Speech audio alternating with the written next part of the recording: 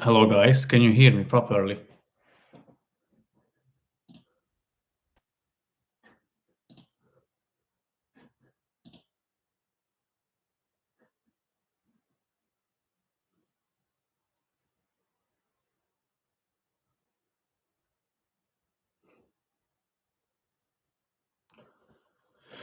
So basically, this is my first live stream. I never done it before, so I got no idea what to do, how to do it. I can see no one is tuned in at the moment. I don't even know if I'm live, so I'll need to figure it out.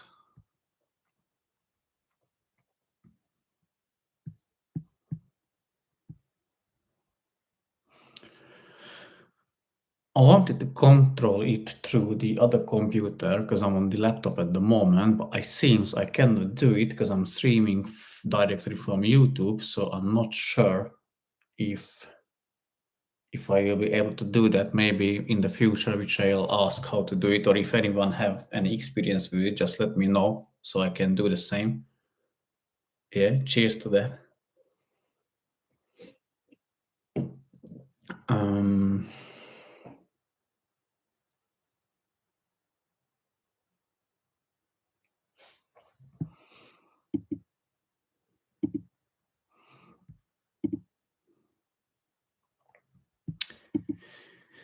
yeah, just say hi if you are here, or let me know when would be a better time or time slot for you to be able to join or do this kind of thing.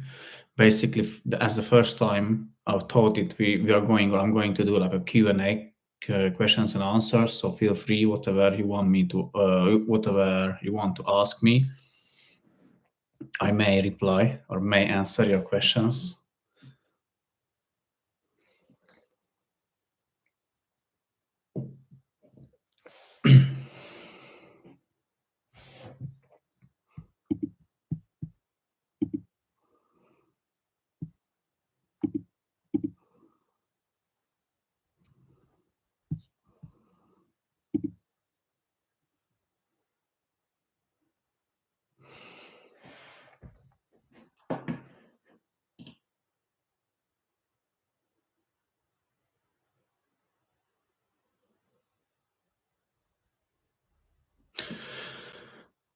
Okay, I thought, or I think I found out why is maybe no one tuning in, because you don't see it, you don't know about it. So I think I need to go it public.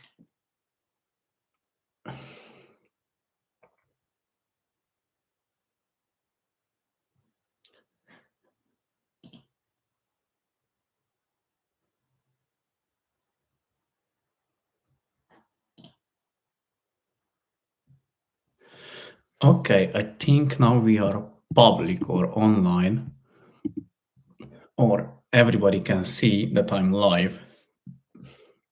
So if you by any chance or accident tune in, let me know if you can hear me properly. I can see the image quality is not the best. Oh, hello guys. Say I can see you too. Oh no, actually three of you are here. And yeah, two of you sent hello. Well, so basically, I don't know if you can rewatch it, what I told so far. But as I said, this is my first live stream, so I'm doing it the first time. Obviously, there will be a lot of mistakes, errors, but basically, I wanted this one to be like a Q&A session. So feel free to ask me quite anything in the chat. Yeah, I can see we are here from Poland as well. So feel free to ask me anything in the chat. I may answer, may not. But yeah, I'll think we'll do it like, I don't know, maybe 1 hour, maybe more. We will see what kind of interest we will have, or like how interesting it will be for you. Let me know if you can hear me properly, because I can see only maybe what 3 dots moving on the mic setting, out of, I don't know, 6. So I'm not sure if you can hear me properly. So let me know, please, in the chat if the sound is okay.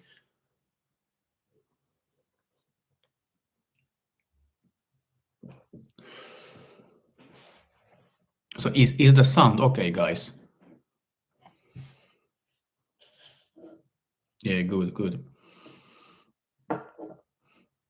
Okay, so do you have any questions, the few of you who are here at the moment?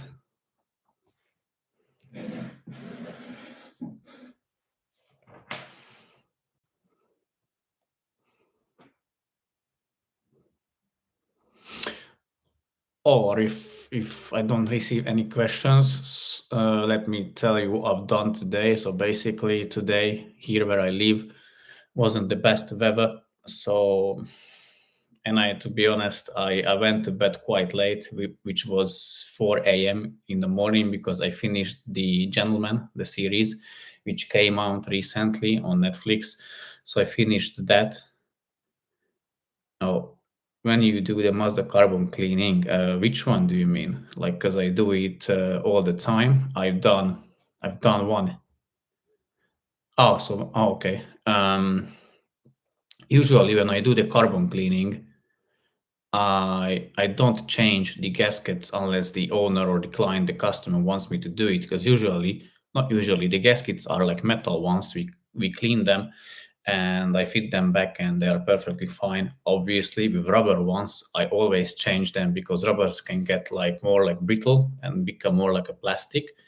And that's why I always change them because let's say the rubber it should stick out from the place where you put it, and if it doesn't stick out it goes flat, then it doesn't seal anymore. So that's why I change the rubbers but not the metal ones. So yeah, I hope that answered your question. Oleg, yeah, have you done any hybrid cars? No, I haven't done so far. I don't think I got the knowledge to do. I mean, I maybe the combustion engine side of the things I may be able to do it, but I don't have any knowledge about it. I don't even like electricity or like electric things, to be honest. Yeah. Where about do you live? I guess you meant live. So I'm based in East London. Uh, yeah, I don't really want to share address, but I'm based in East London or slash Essex. Oh, thank you, Lloyd, for your nice words. I'm glad that it helped you. Um, do you know anything about Mazda P029? Well, like I can look it up on the internet, like what that code means, because I don't know the description of it. So let me check that, and I may give you some insights. But from the code itself, I can tell I haven't met it, so I don't have any experience with it. But let me check what that was.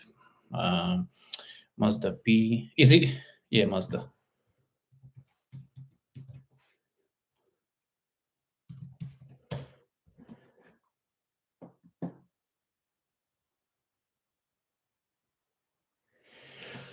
And it says engine overspeed condition. Like, can you give me like any other like or like better description of the code? Like, what the symptoms are? What does the car do? I guess from overspeed, maybe the turbo is it? I don't know if it's over boosting or you got the engine runaway. I don't know if it's happening on the Skyactiv, but maybe you got the turbo leaking, providing too much, not providing, but leaking oil, and it can get back to the intake manifold and back to the combustion chamber, and that's why you may have the overspeed issue. So the engine, if quote unquote, if you want to take it that way, want to run away. That's my guess, obviously, because I never met that fault code, to be honest.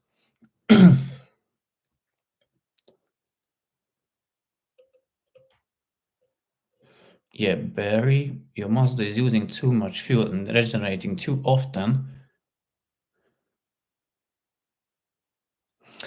Well, that's a very tricky question, and I'm planning to do what I'm planning to do. I'm planning to buy 4 injectors from my own money, and if someone comes with the same issue, I want to swap the injectors and test it. I don't know, drive it for like I don't know, maybe 100, 150 miles, and check if the regen happens frequently or as frequent, or is there any difference? Because I think the injector will be at fault. However, you can't really pinpoint it according to my knowledge. So basically, even though you can check through the live data the correction factors, and the correction factors, they still can be like good or like in within specs, which have been corrected because I thought or I knew that it should be between -1 and +1, but I've been corrected that it should be between minus zero point 0.7 and plus zero point 0.7. So even though they're correcting okay or fine, there still may leak or you still may have erosion on the injector nozzles. That's why you may have excessive fuel consumption and frequent regions. Also, you may need just a DPF clean. So again, obviously the cheapest thing what you can do, or the cheapest option, is to get the DPF cleaned first and see if that solves the issue. But it may solve, it may not. If it solves, you're very lucky, you're good to go. If it doesn't, I would only suspect the injectors, which on the bottom end, or like I think it would cost you at least 1,600 pounds for the parts only plus the labor. So yeah, it's quite expensive. Slater.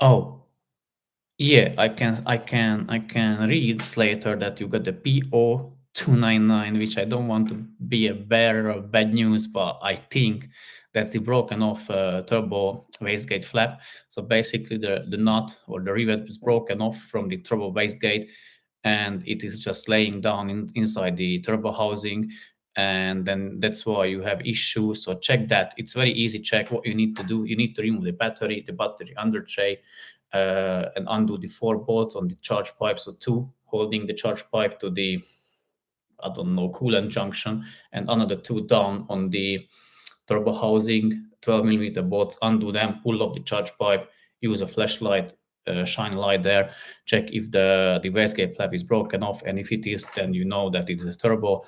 Other thing or other symptom is if you drive the car and the car doesn't have power from the bottom, so it starts to pull only from 2,500 RPM. That way you can know, again, it is the small turbo. Only way to get it done or fix it is to replace the whole unit, because it is a one unit. So you need to get, I would recommend to get a refurbished or refurbished unit. But yeah, I think if you got the was a PO299, it is the broken wastegate on the small turbo. And Mario? Oh yeah, thank you, Mario, for the nice words. I'm really glad that it helped you. That's why I'm doing it. So, because let's say you cannot afford it, you are not in the country, I cannot do your one, whatever the reason is, but you can still be able to get it done according to the video. So that's why I'm doing them, and I quite enjoy them doing, to be honest. Oh, Alan, yeah, I've tried that, and the problem is that the oil shower is still in the way. So I'll do a video about it. I want to do it, but I can't really see the wear of the camshaft. And anyways, to be honest, the best way to check that, if you remove the valve cover, because you see everything with your eyes. Once that is removed, what's the condition underneath, if there is oil jelly, whatever underneath. So if there are any other things you need to be fixed, it is the best way, in my opinion, to remove the valve cover.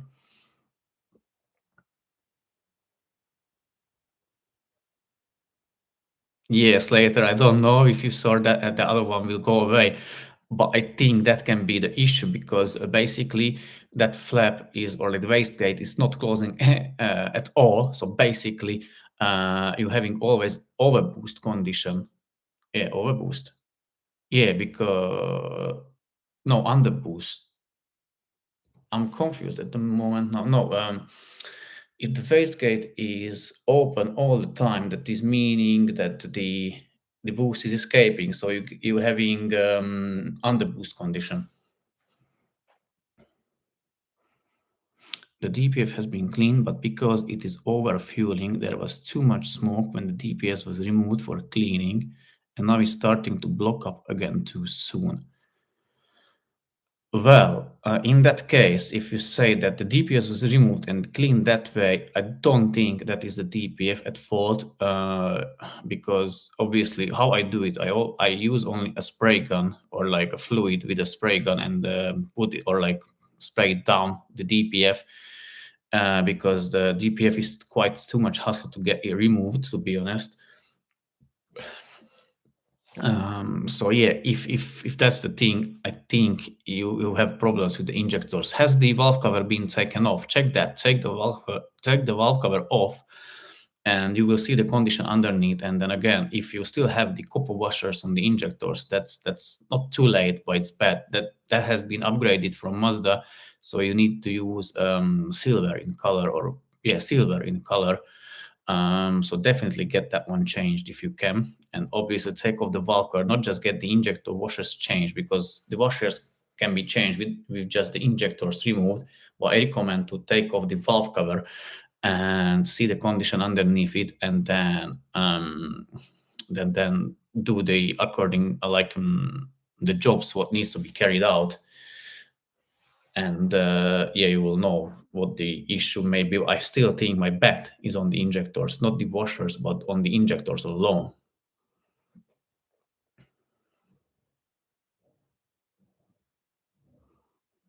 Yes, later.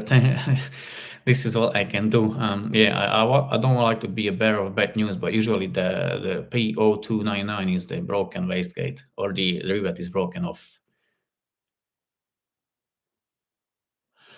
These, I don't know the answer for that question, because the DPF is happening on the request of the system, so it notices that it can do the regen. You are up to the temperature. Every condition is met what needs to be met. So I would say, just again, depending what kind of car you have, if you've got the upgraded sat nav, because if you got the upgraded sat nav, you actually see when the DPF the regen is happening. So the best thing is when it is happening, don't stop the car, just let it drive it till it stops, and then you can stop the car. Because I think quite often the problem is that people, obviously, they, or like owners, they don't know about that the regen is happening, and they stop the car, and like let's say they stopped it halfway through the regen, and then it triggers again. So all the time they stop the regen. That's why it can clog up quite quickly, go bad quite quickly. But obviously the injectors are like quite a big factor of the frequent DPF regens.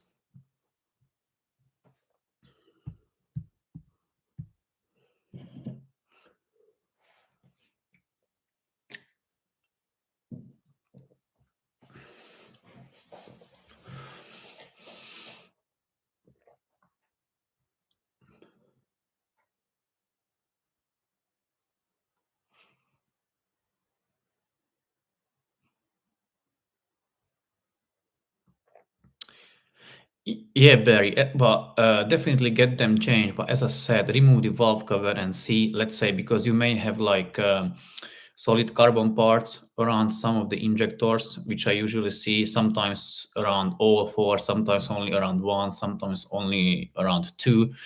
Also, oil sludge, jelly.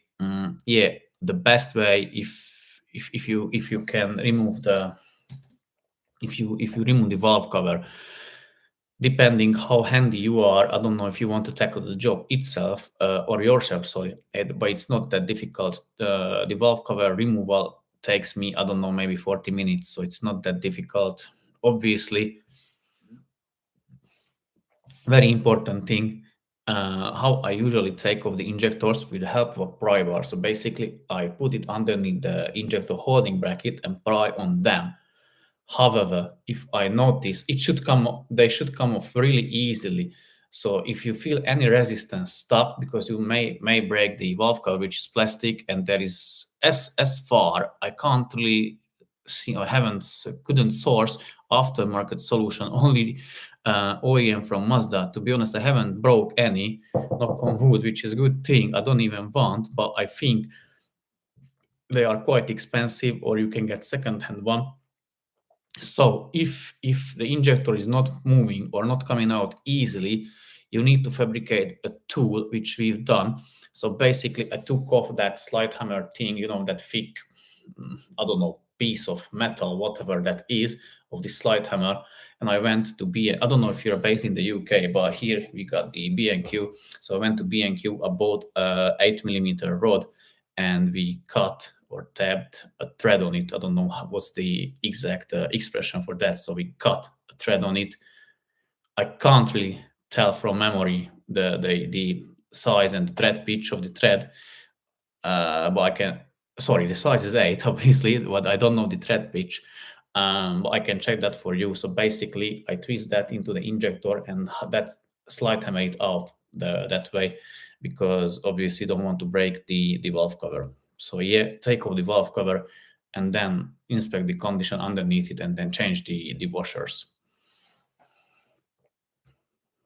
Okay, Alan.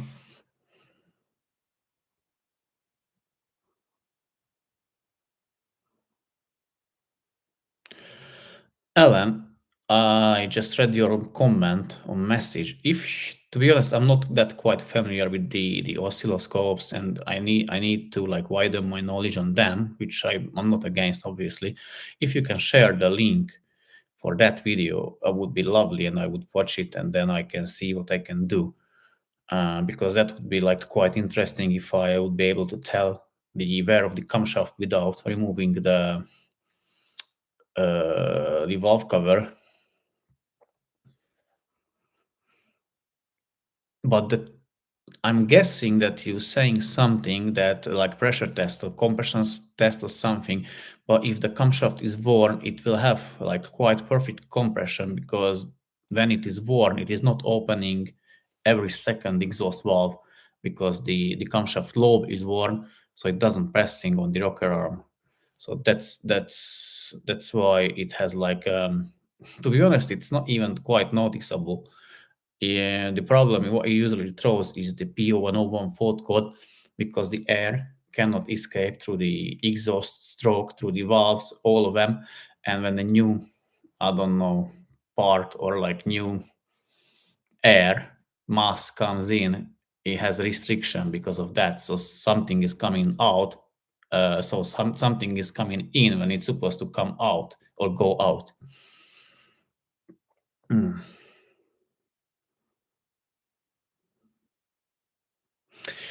Slater, I would correct you on that, although obviously it is difficult to know. What you can know it if you've got a newer facelift option where you have the fuel economy monitor, and you've got three icons on the bottom right corner: engine, battery, and AC.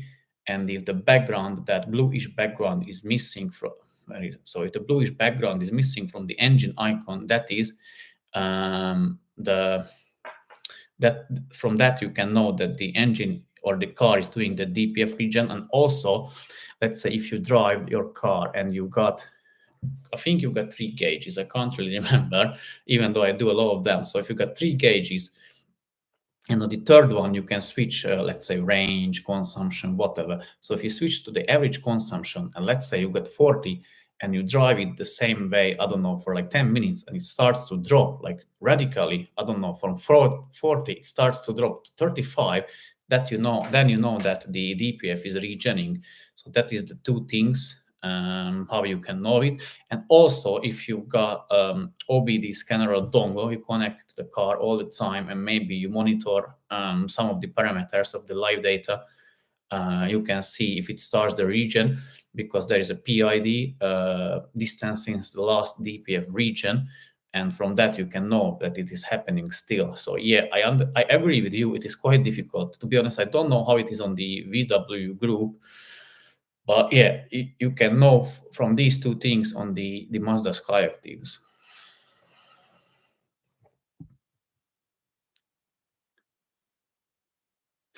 Mario, I think you meant the intake manifold, the exhaust manifold. It is together with the turbo, so you can't really. I mean, everything you can clean, but I guess you're meant the intake manifold. Yeah, I'll prepare you. If you don't have the proper tools, let's say you don't have the walnut blaster machine or whatever, it will be tough job. I've done that first time. It is pretty much doable. So I recommend to use first a screwdriver. Obviously, check if the valves are closed. If they are closed, or you made sure that they are closed, then scrape off the things with the screwdriver and then hoover it out. Then you can use a brush, wire brush, maybe some chemical fluids, but I can tell you it will be dirty and it will be pain in the ass, but it's doable, obviously. Yeah. Yeah, Christian.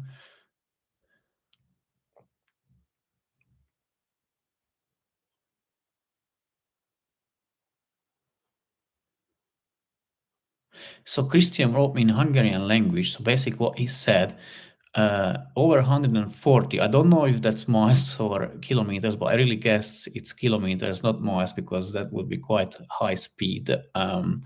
Strong resonance of what's that? 140 kilometers is, I don't know, what's that? Maybe 60, 70 miles.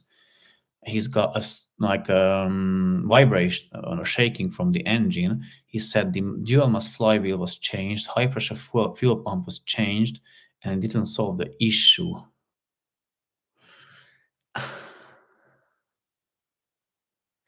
Like, can you describe a bit more, like what kind of vibration is that? Uh,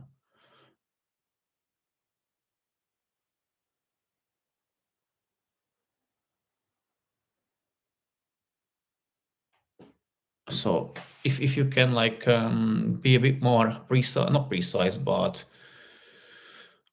I don't know how to say what that word is. So if you can describe it a bit more,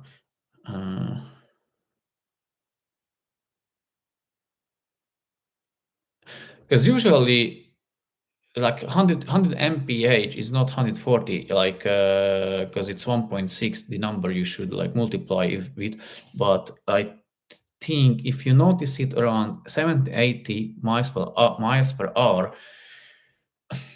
I don't really know if like how you can tell, because you're saying it's from the engine. I don't think that's the engine mount. I never met with such a thing.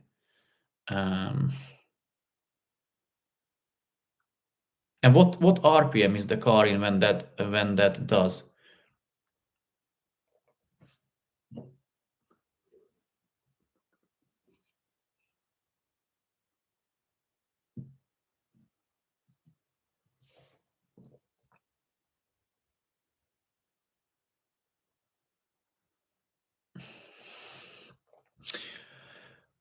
Have you had the engine like carbon cleaned? I don't know, maybe 2,300 RPM.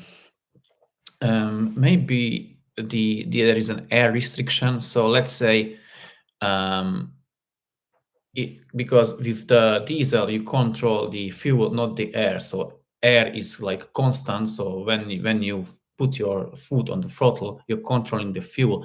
So the EC wants to add more fuel, expecting the air to be delivered, but maybe you've got restrictions somewhere in the intake system, so EGR, intake manifold, intake ports, and that's why you may have like a resonating misfire because the combustion is not proper or like full. Oh, carbon cleaned. Okay. I don't know. Have you tested a vacuum leak with a smoke tester?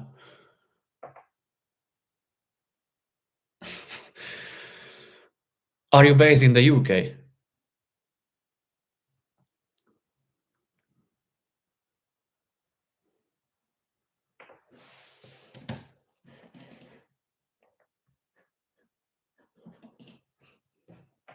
Hungary. Okay. And the exhaust pressure sensor, does it have the proper readings? Has it been changed, or the pipe underneath, was it cleaned?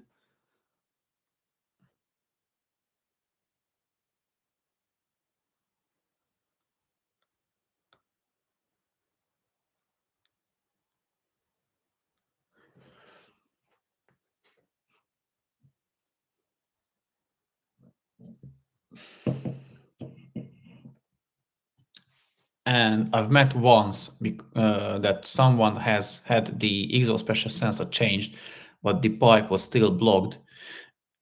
the metal pipe underneath it, and he still got the code for the exhaust pressure sensor. So I cleaned the pipe. No, I changed the pipe, which it took me 6 hours. So I changed the pipe for him, and it solved the issue. So check that. How you can know if the pipe is clean? I got a vacuum pump, and I stick down the end of the vacuum pump into the pipe and pull vacuum on it. And if it holds vacuum, that means there is a resistance in the pipe, so it is blocked. If the gauge doesn't move on the vacuum pump, meaning it doesn't hold resistance, so it is free. It is not blocked. That's how I test it.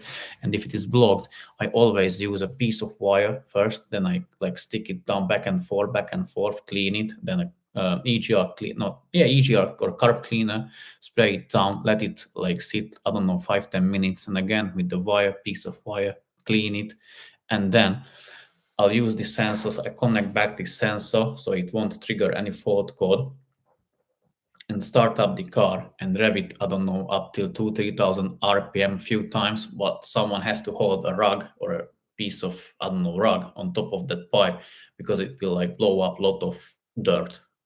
So that's how I test it, how I clean it.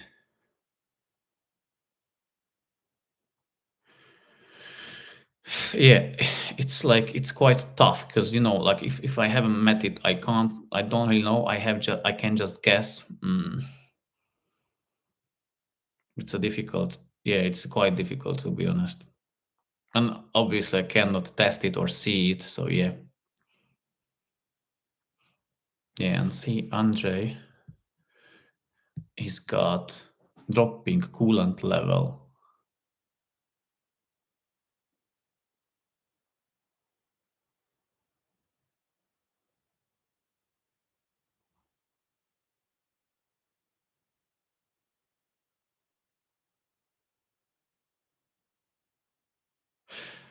Andre, I would try first the carbon cleaning for that jerking when you like moving from stationary. That can be the thing. I don't age EGR can be blocked, and that's why it can happen.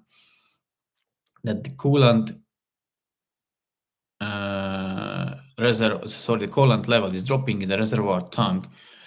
I would do a full coolant replacement. So drain all the coolant, fill it up, bleed it, and then fill up the level in the reservoir tanks between L and F, so low and full.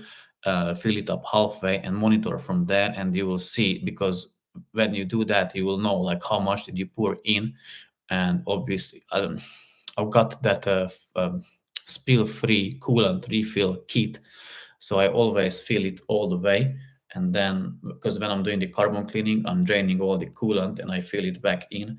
Um, so yeah, basically fill it up all the way and then fill the level in the reservoir tanks between the reservoir tank between minimum and maximum, and monitor from there. But if you are like if you can't see any drips on the side of, let's say, the water pump, it may be the head gasket. What year is that, Mazda? I can't see you specified it, but what year is that? Because I've seen a few with not blown head gasket, because I didn't do any blown head gasket so far. But all I've seen, they sprayed the coolant all over the engine bay. So that's how I know. Very usually, like when they do that, it is the head gasket. Yeah, yeah. I see you did the carbon cleaning year ago. And then maybe the EGR valve, the bypass valve, can be faulty itself. So you may try to replace that. Year 2014. Yeah, that can they are prone to have the head gasket, I would say.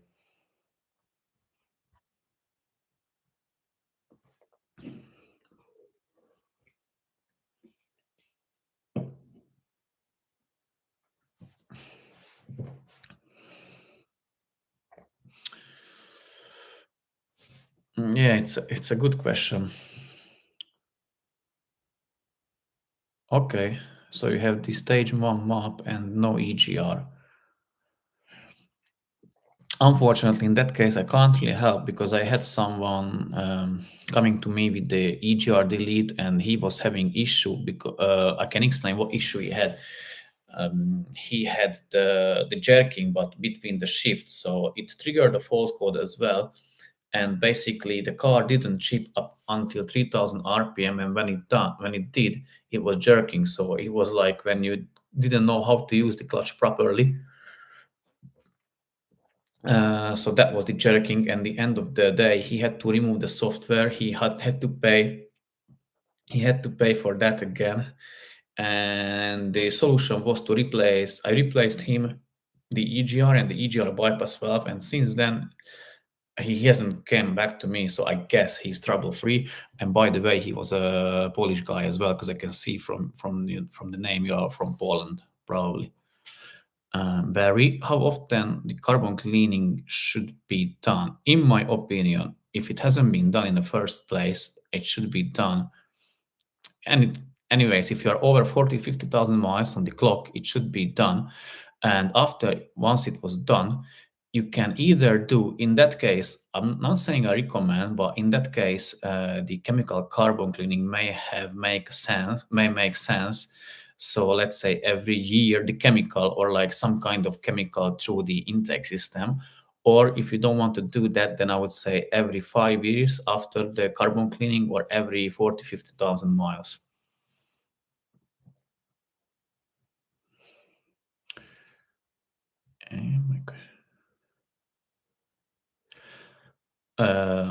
Hopkins, I don't know what's the difference, to be honest. What I can see, I can tell that the newest one is from metal, and the two old ones are plastic. I don't know what's the difference in between them, but it seems to be the newest one seems to be working fine, and with the two old ones, they always have problems. Yeah.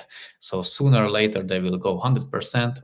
I always tell to clients, like, it once they throw a code, they will definitely know about it. So once they throw a code, get it replaced. There is no other way around.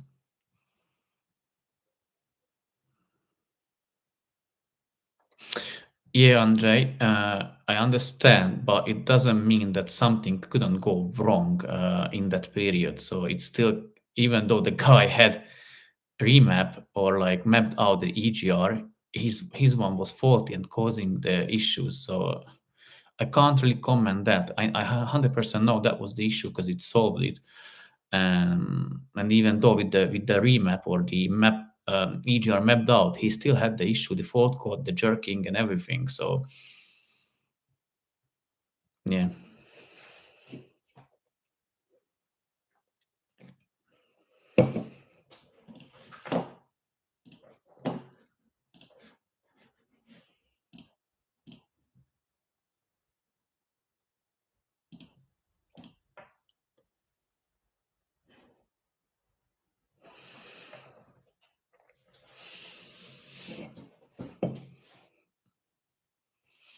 Are there any other questions? Or like, you can tell me what kind of jobs you would like to see in the channel, or on the channel, on the channel, or like what other details I should include in the videos, like what you would like to know about these engines, like, I don't know, maybe torque specs, procedures, whatever. You mentioned some, and I may include it. I'm planning to do like a proper timing chain replacement video, but usually what I don't have is time. So I try to get that, always everything done as soon as I can for the clients. So I can't really record all the time. I can't really record as in depth as I want.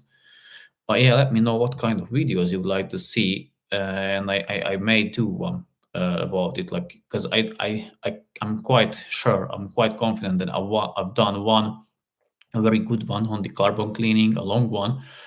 But if you follow that, you will know what bolts, what side the bolts, nuts, where they are, how to remove them, every tips and tricks. So I would say that that's quite comprehensive. So if you follow that, you can get the job done yourself. Obviously, depending on the equipment you have, the tools. The tools are not quite. You don't need a lot of tools for the carbon cleaning. The better tools you have, I mean, in terms of, let's say, the walnut blasting machine, if you have that saves a lot of time and effort.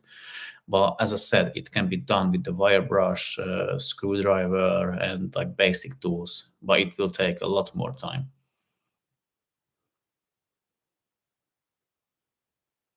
Yes, Barry, I will. I'm still on that, and I've done few efforts.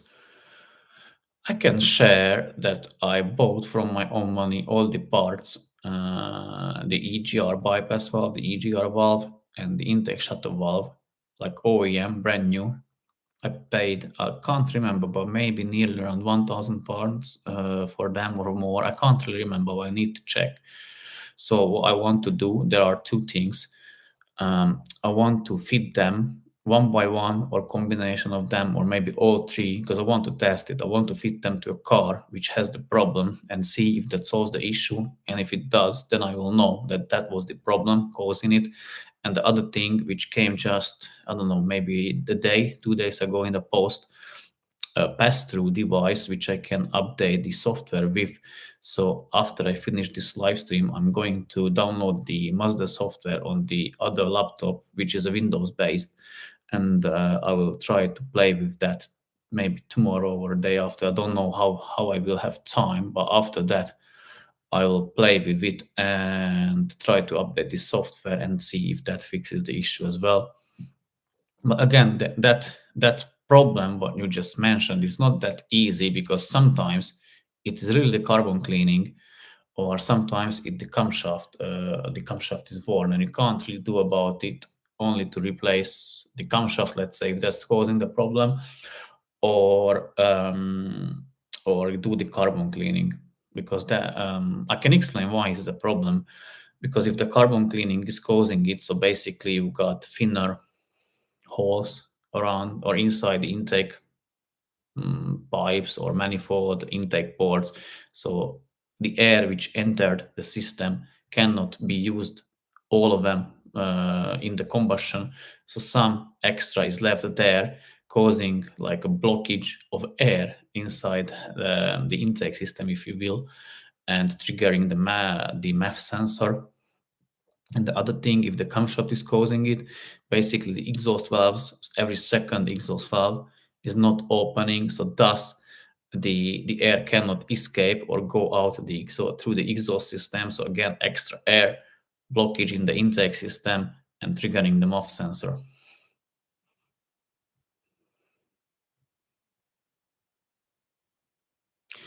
And Barry, did you remove the valve cover as well and check the wear for the camshaft?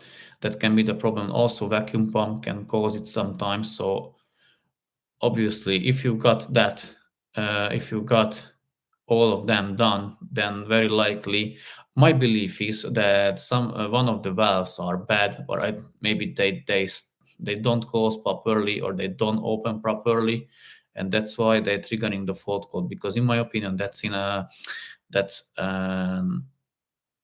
air airflow issue. So air is not flowing as it should. Somewhere is a restriction in the system, and it is triggering the MUF sensor. But yeah, it's quite difficult to get like to be able to tell 100% what is causing the problem.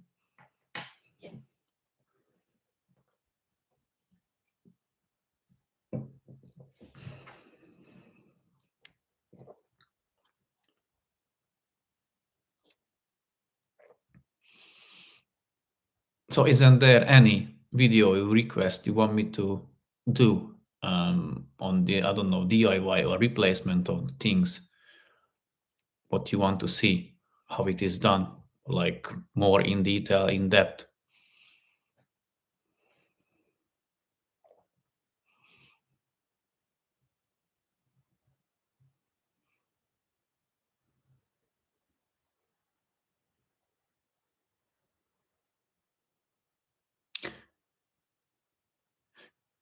So you don't even have the P0101 coming on for that malfunction, only just the SCBS malfunction light.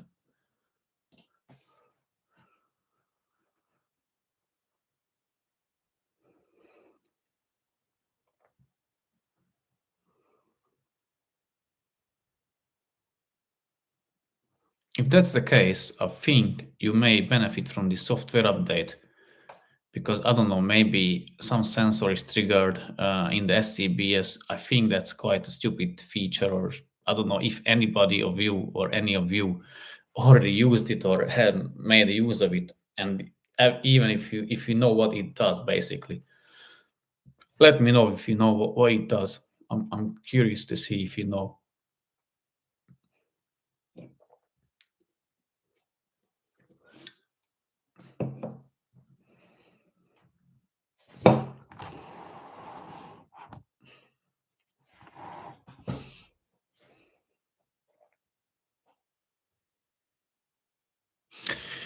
Then in your case, Barry, I think you may just need to get the software updated.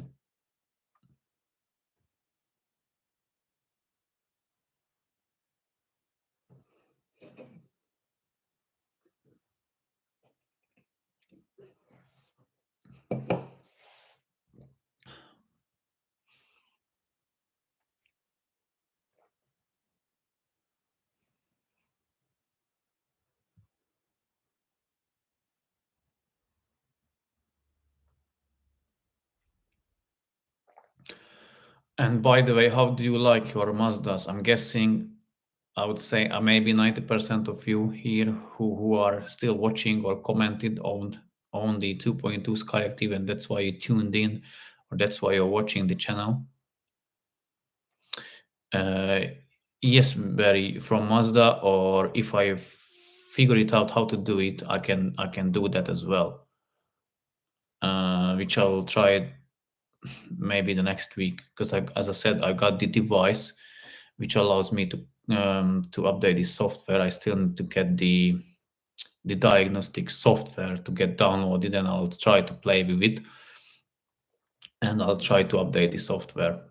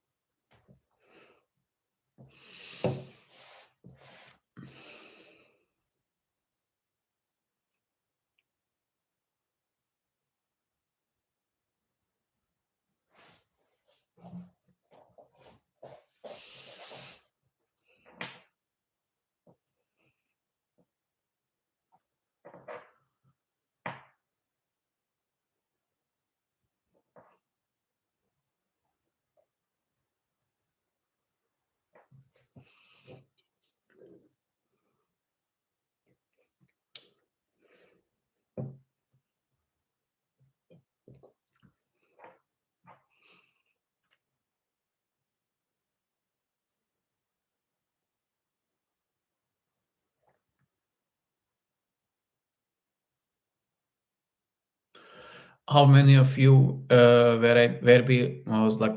able to get the job done? Let's say the carbon cleaning on the or the valve cover gasket replacement or camshaft replacement, be able to do through my videos. How helpful they are, or like what would you like to change? Maybe angles, different angles, or I don't know, better image quality, anything, or where should I improve?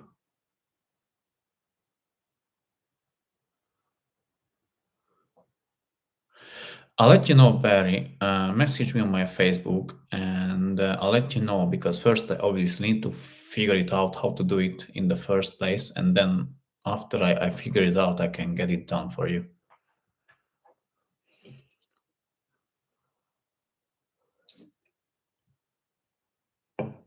South Coast, so that's mean, I don't know, maybe Brighton area. I guess that's south.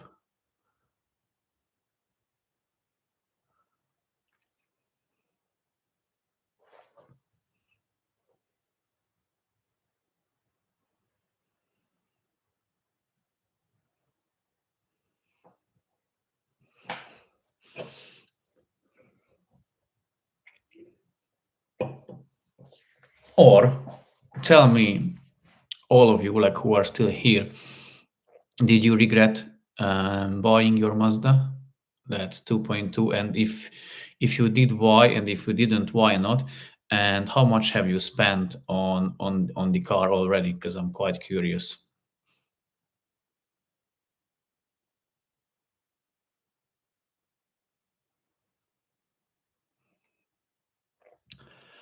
Slavomir, I can, but to be honest, you can watch my videos when I do, I don't know, let's say the carbon cleaning, and where I include on the first few minutes, in the first 2 minutes, what I check on the cars.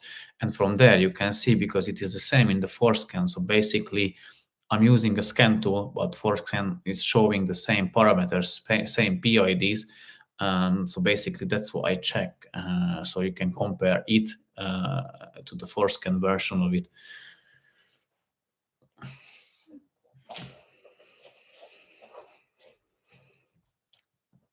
But also I think there is on the not Google, but like on the internet, like a quite good Mazda group, which are talking about this forescan, what to check, how to check. I learn from them as well. So yeah, you can visit, check them. But yeah, as I said, just compare the PIDs what I show on the scan tool or what I talk about on the scan tool, and I'm 100% sure that you can find exactly the same PIDs in the Forescan app, the free version as well, and you can compare it. Do I work on Mercedes? Actually, someone asked me to work on his Mercedes today. I mean, today someone asked me to work on his Mercedes. I hate Mercedes because depending if it is like something maybe mechanical or like engine thing or suspension related, brake oil, I don't mind obviously, but electrical, stay away from it, because I've scanned few times few Mercedes is everything is controlled electronically. I can't believe it. Like that's the car, or that's the manufacturer using the most electronical computers, modules, whatever. I don't know, maybe they have, I don't know, 40, 50, even 50 or over 50 electronic units or like modules which the scan tool is scanning. So every sheet is controlled through electronics. I hate it. So that's why I wouldn't, let's say if for example, if you ask me to fault finding some kind of electrical issue, no way, no way, 100%.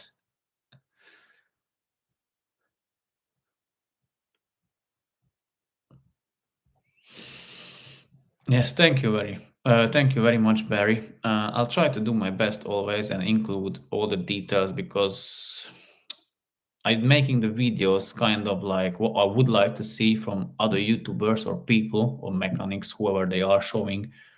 So that's why I do it. So let's say I'm doing it for quite myself, if that makes a sense. So let's say everybody can understand it can be done by anybody if you've got the proper tools. Yeah.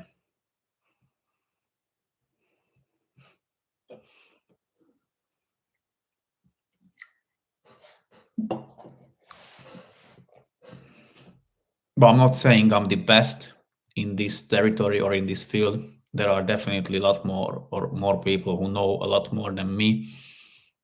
As I said, I don't know if you watched that video, but I'm not even a mechanic myself. I never learned that skill or that trade. I never did go to a school to study it. I just picked it up because me and my girlfriend have more cars, and I wanted to save money as well, but I didn't really trust to anybody or any mechanics. So I said, let me do it.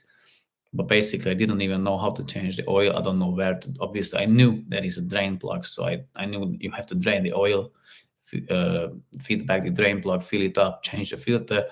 I didn't know where that was. Like I was like I can still remember that day when I was first thing, or like a first one. I wanted to change the oil on the Honda S2000, which I recorded a video about it. If you watch that, it's still on my channel in the very first videos. It's quite a lame video.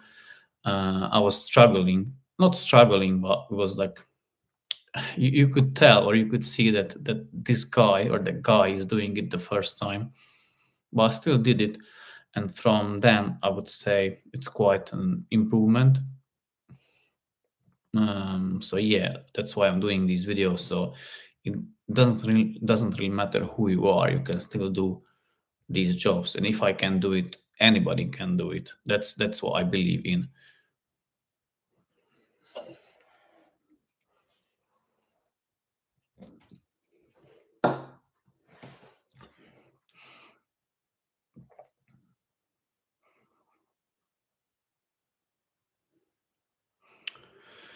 Let me bring myself another drink.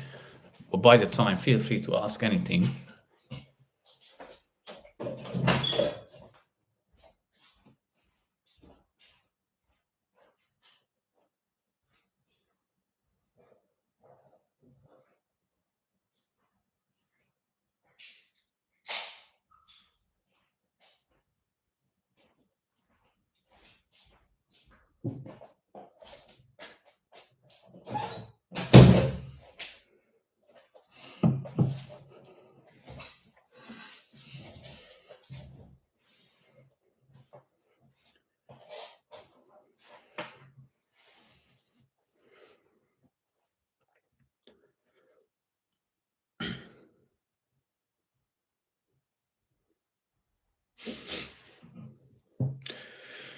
I don't really know what else to say or what else to add.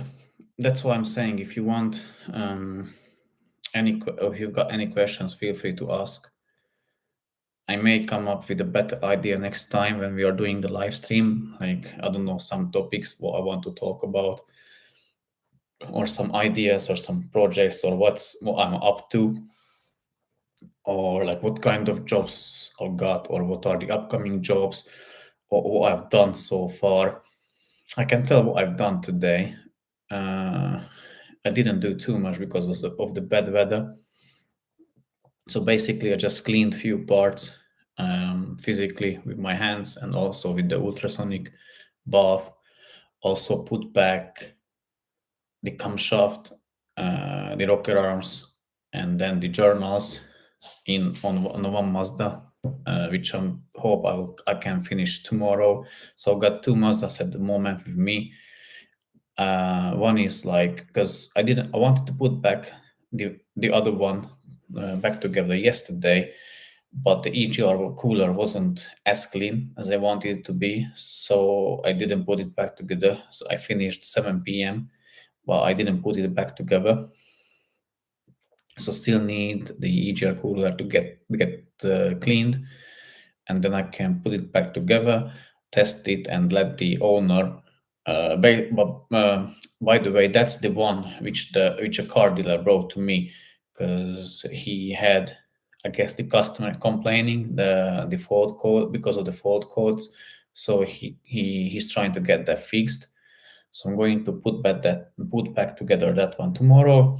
And another one which I've done the oil strainer, so it's replaced, the oil pan is sealed back, and I'm going to put back the top end tomorrow and do the carbon cleaning. So I already removed the parts from it. I just need to do all the parts are cleaned.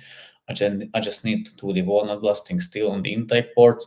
So once that is done, I can put back everything, take it for test drive, check if anything else needs to be doing or to be done, because that was brought to me on a tow truck. And so the guy told me who brought it to me that they didn't drive onto the trailer, but they rather used the winch to pull it onto the trailer. So I didn't really want to turn it on or start the engine. So straight away connected the diagnostic tool, went to the live data section and checked the engine oil pressure. And I could see, because then I turned on the engine because I was curious. Then I could see at idle it was having 100 kPa, so one bar way too low, and it had the red oil pressure warning light on as well. So I just parked it up, and since then till he had because the guy told it to me way earlier than he had the appointment for. So it was sitting here. Then I pushed it in and got the job done on it.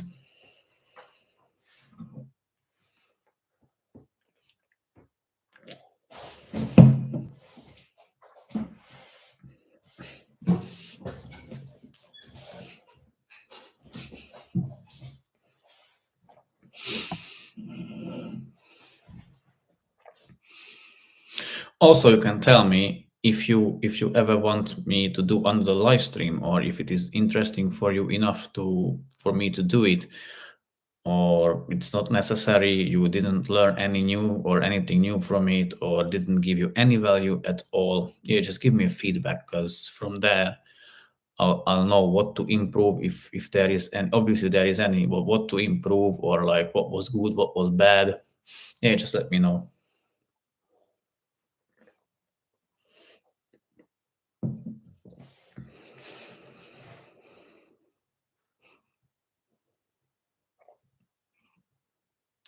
Oh, and also, like, my question is to you, like, would you be interested in other cars, except Mazdas? Because I've got few cars on my own, which I can show you, or do review, or do few repair videos on them.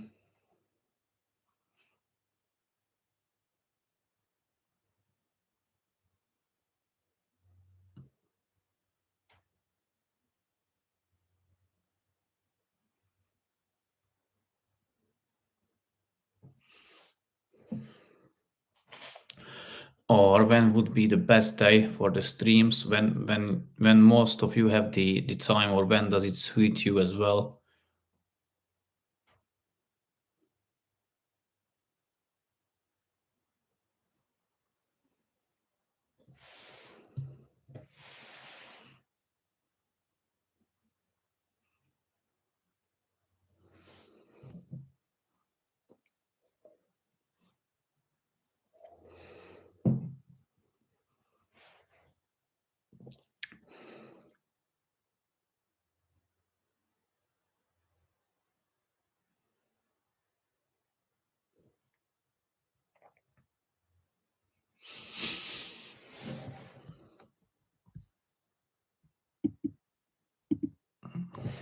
Are there any other questions, or should we end the stream?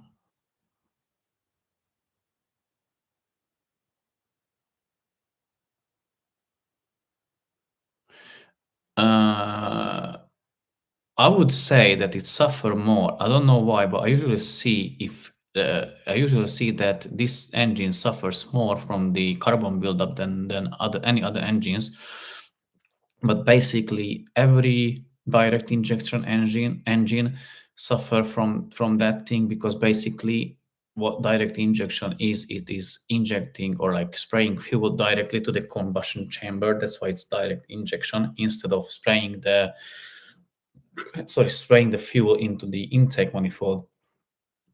So it's not, the fuel is not washing off anything from the intake manifold. That's why it allows the carbon to build up there. If it is a design flaw, I don't really know, like, if the intake manifold is designed somewhat bad, or why it is building up so much. But yeah, I can see it is building up quite a lot. But to be honest, I still like these engines a lot more, or better than any other, in comparison to, let's say, Audi engines, or like BMW. No, I don't really like Audis, or the Volkswagen Group engines. I think they are popular, but they are not good engines, in my opinion. The Mazda is a lot better, or what I've seen so far. A Mazda is a good engine, even though, because of the materials they use.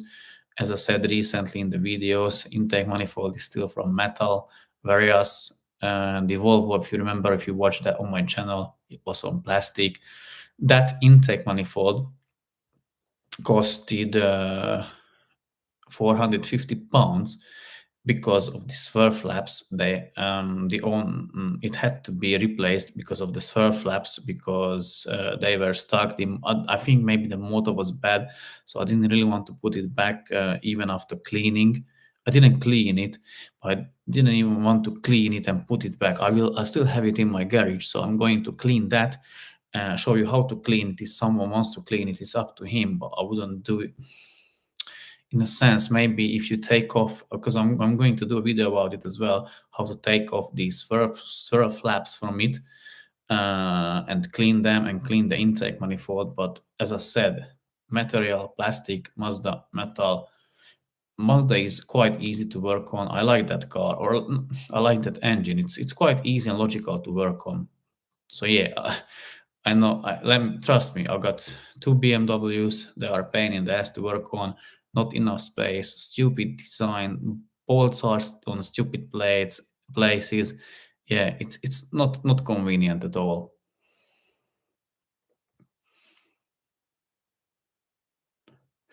Engine upgrades. Maybe EGR delete, maybe the catch can, but some people, not like people asking me if the catch can would prevent the carbon buildup. It wouldn't prevent the carbon buildup itself, because what it does, the catch can is catching the oil from the PCV system, not from the EGR. So basically, the crankcase ventilation. So how it is working? The piston rings are not as tight, so it cannot seal 100%. So some vapors, gases, whatever, escape down to the crankcase, and then it is pressurizing, getting back to the underneath the valve cover. So that is the positive crankcase, and it has to be ventilated. No, has to be, but that's PCV, so ventilating it.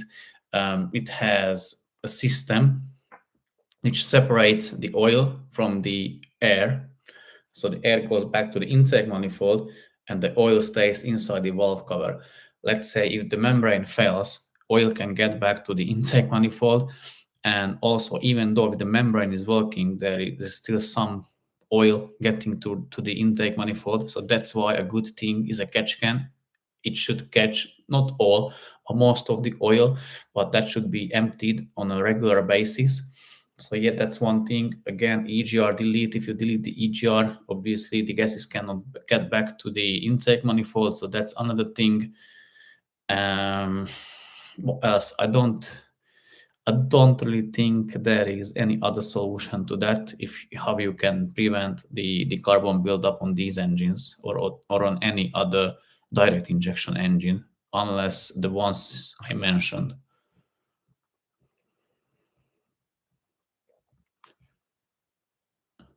Yeah, Slavomir. Yeah, you like the Mazda films. Very informative. Yeah, thank you very much.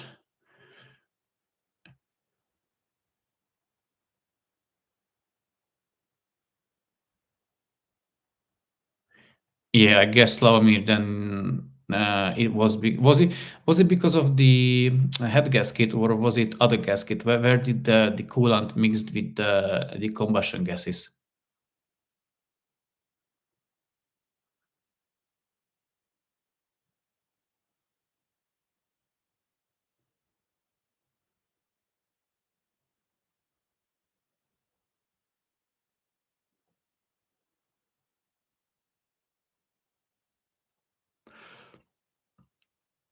Yeah, head gasket. I thought so. Um, you said like it never drops below 13 miles per gallon. So you meant you? I think you mean it is quite high. I don't know if the carbon cleaning was done to it or not. That's one thing what can improve the fuel consumption. And then the second one is the injectors. Very likely your injectors failed, and you need a replacement of them. I had someone, I didn't fix his car, but I just suggested him because he texted me. I don't know where he was from, maybe from the UK, maybe not. I suggested him to change the injectors. He was, I think, having the same or maybe a little bit less, no, a bit more consumption than you, so less miles per gallon, if you will. And he changed the injectors, all four, for brand new ones, and now he's having, I can't remember, but I think he's having 60-ish mpg, which is very, very good. So I really think the injectors will be at fault, or maybe the carbon buildup. And yeah, Barry, no, there are not two EGR valves in that sense. There is only one EGR valve, and the second is the EGR bypass valve. Um, but yeah, I get what you mean. So technically, there are two valves. Yeah, for the EGR. The one is the bypass valve. So bypass is the EGR, and the second is the the first, no, the bypass valve is because of the SkyActiv works on a principle that it wants to heat up the engine the quickest way possible. So it bypasses the coolant. It doesn't want to cool down the gases, so it wants the hot gases enter the combustion chamber. So it heats up the engine quicker. That's why I think maybe 5 minutes of driving is enough to get the temperature of the coolant or of the engine oil to be above 40 degrees of Celsius. And the second EGR is the EGR valve itself, which is the proper EGR valve. So first one is the uh, so what you can see if you open the hood, remove the beauty cover, the top, that rectangular shape which has four bolts, that's the EGR valve, and the long one on top of the EGR cooler is the EGR cooler bypass valve. The standard distance between the DPF, I guess you mean the DPF regions, I would say if you've got like three-digit numbers, so above 100 miles, it is good. You would look, or you would be aim ideally for, I don't know, maybe 130, 40, 50 miles. That would be ideal, I would say.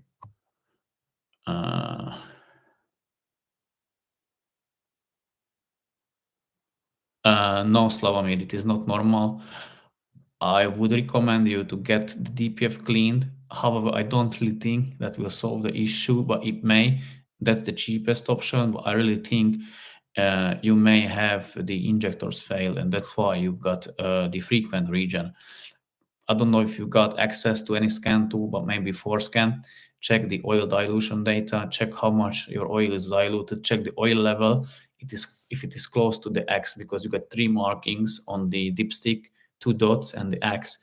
If you are on the X or close to the X or above X, it is bad. So basically, it can be the washers that are leaking and allowing the gases and the fuel to getting into the valve cover and into the oil. So that's why the oil level may rise, or the injectors are leaking.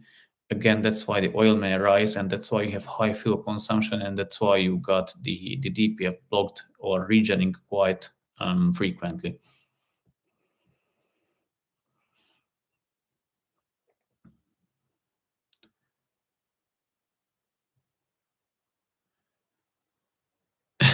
Yeah, it's funny. And what happened after? I think I seen you wrote the car off. So what do you mean by what the car off? Did you claim anything through the insurance company, or what was it?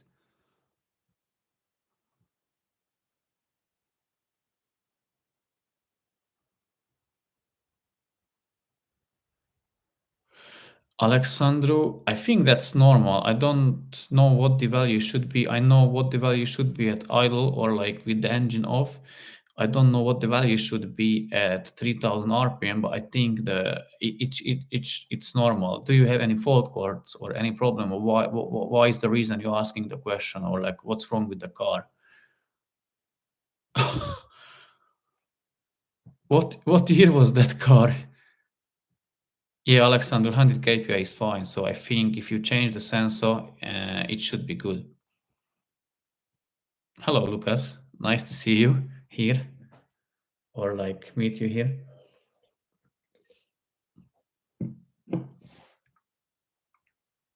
Yes, Alexander. So I think that's okay. I guess you may be asking a question because you got the auto scan tool, and when you rev up the car, it goes to red. Am I correct on that one? Because some people thinking that's bad, but basically that's just the scan tools specification. So you don't need to. You can ignore that. They are not correct. So it doesn't really matter if it goes to red. It just their spec range, but it can go. I think I noticed on something else as well, like the some other PIDs on these Mazdas, they got it wrong, so it's nothing wrong with it. What you need to make sure that at idle you've got around 105 kPa. If you got that, it's fine. Yeah, Verspot 2016. Yeah, 850. Couldn't you sell it for more, like for someone, let's say for spares and repairs? Well, why did you go for the with the auction?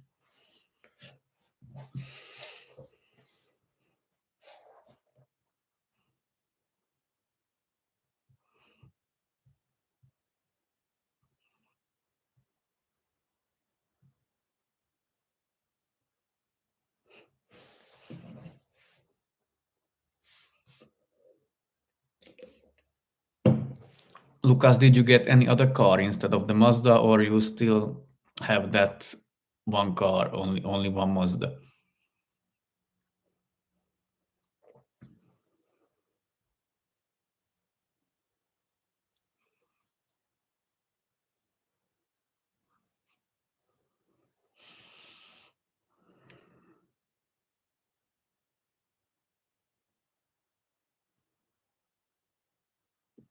I'm glad, Alexandra, that I could help you. Tell me how easy it was to follow the videos. Was it easy? What would you change, or what other information you would include? What were missing? Yeah, let me know so I can make better videos in the future. No, Vespa, I meant sell it for spares and repairs as a one piece. So let's say you, I don't know, maybe 1500, and you sell, you tell in the description it has head gasket issue or engine failure or engine damage or whatever. But I would say you could have still got a bit more money for that than sending it to an auction. Although I don't really know how those auctions work, so I don't know if you set the price which you are happy with to sell it for, or did you sell it through eBay auctions? Because I'm not really familiar with them.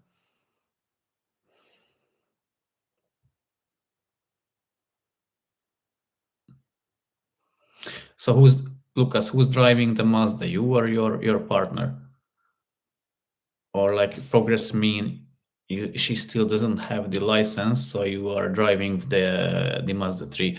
And also, by the way, did you manage to solve that idle issue, if there was any issue at all with the idle?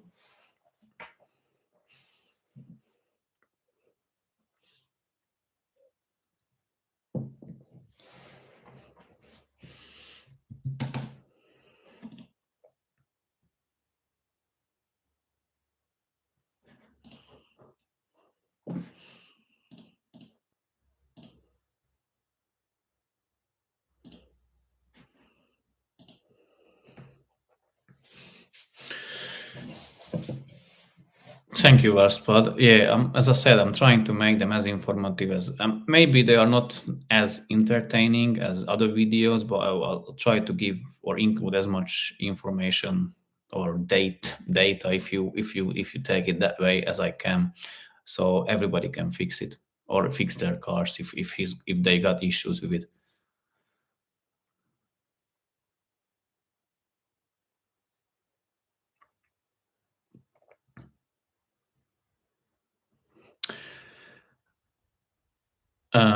Alexandru, I really want to do a timing chain video because I enjoy it so much, and I always tell to people this is the most logical timing chain I've done so far. So I can explain it now. I've got things in the garage, all these sprockets, chain, tensioner, guides, everything, because I want to do a video about it. But basically, why is it so good, this engine, or the timing chain of this engine? You can ignore everything in terms of that you in the removal. So remove all the parts. You can remove both of the camshafts. But oh, sorry. So for the timing chain remove a replacement, you don't need to remove the camshaft. What you need to make sure is that you align the two sprockets on the intake and exhaust camshaft.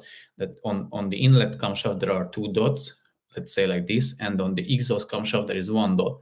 They should align. Once you align them, you can remove the parts.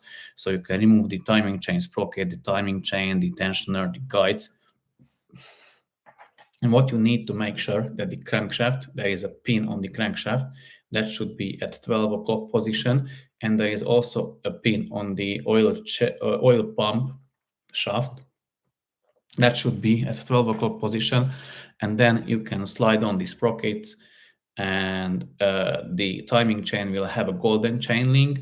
So you align it where the dots are on the sprockets, and then you are quite good to go. Obviously, before starting the car up, always make two turns or two engine rotations, and make sure that everything is fine. But from experience, I know that it is not an interference engine, if I'm correct. So basically, even the timing is gone or when the things don't touch each other. So the valves and the pistons are not touching. Correct. Feel free to correct me if I'm wrong on it, but as far as I know, it is not an interference engine. But yeah, I want to make a proper video on the timing chain because I like that job quite a lot, and it is so not easy. It's logical. It takes a lot of time because for that you need to remove the valve cover, you need to remove the oil pan, you need to remove the timing chain cover. But I love that job. It's the best timing chain or time. Obviously, some cars have timing belt, but it's the best one. I really love it.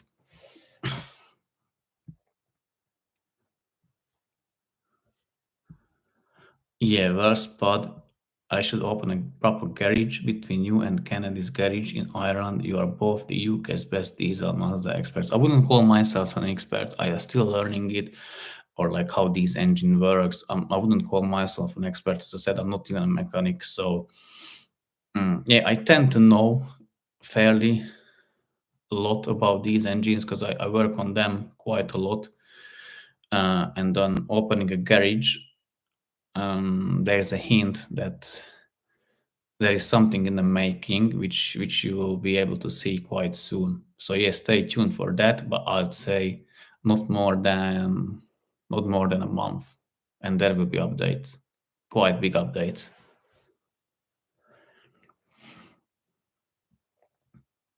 Yeah, Alexandru, full video about what? About the timing chain, you mean?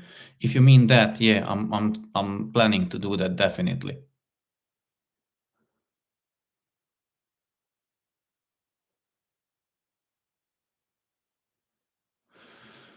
Yeah, let me know, Lucas, once you got that sorted, because I'm quite interested myself as like what it can cause the issue or what the problem is, if there is any problem, to be honest. Serblue, the excessive oil consumption of the VEA Volvo 2-liter diesels, I think it is because of the piston rings. And if I'm not wrong on it, I don't know if they had a recall, but I think there was a known fact or known issue with the piston rings. So they wear out quite prematurely, if you will. And that's why you may have a high oil consumption. So I think you have to change the piston rings if you have a high oil consumption. Yeah, Alexander, I will do a full video. Just I need to have someone have more time or allow me more time because that's quite time consuming job and everybody wants to get their car done yesterday. So yeah, I can understand that as well. But yeah, sometimes I don't really have much time for recording.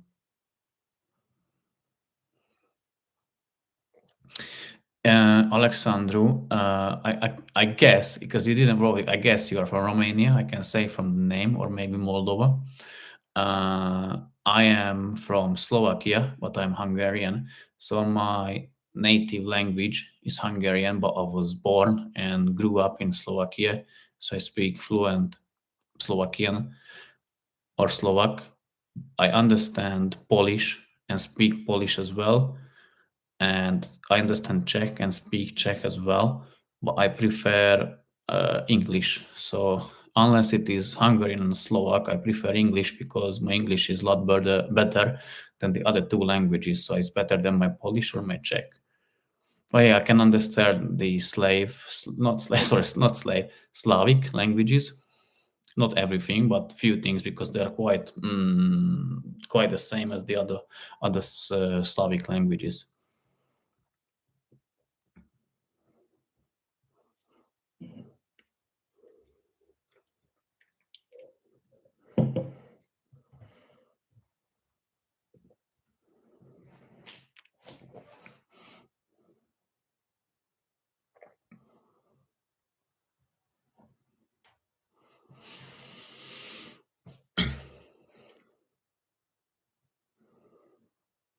And are you, Alexandru, in the UK or are you in Moldova? Because a funny story or a funny thing, a guy texted or messaged me on my Facebook and he said he was from Georgia. And I thought he's from the States, from the United States, because I thought that's the country in the States, Georgia. I'm not sure if it's a city or country in the States, but I think there is something called Georgia in the United States. And he said, no, it's Eastern Europe. And I was so like, I felt so stupid because I never ever heard of that kind of country. Yeah. And then another guy messaged me, or I was on a phone call with him. I can't really remember, but he said he was from Georgia, and then I could be a little bit smart. Oh yeah, I know it's in the Eastern Europe and this and that. But I told him the same. I didn't know that that kind of candy even existed.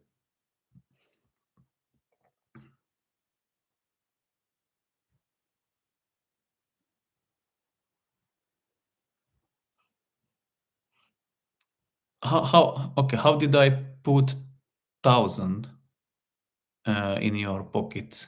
If you can explain that. And 1,000 what pounds, lays, or what thousands? Or you save 1,000? Oh, so did you make 1,000 euro or did you save 1,000 euro?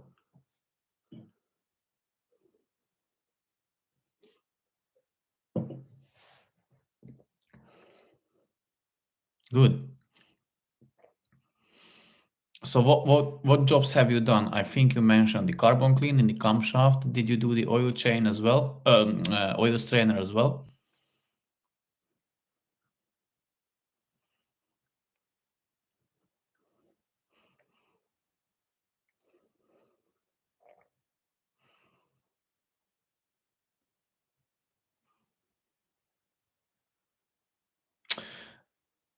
A tiny bit of bad news for you. If you're about to do the timing chain, you'll need to do the other things again. Not replace, but you will need to remove the valve cover and you will need to remove the oil pan again just to get the timing chain done.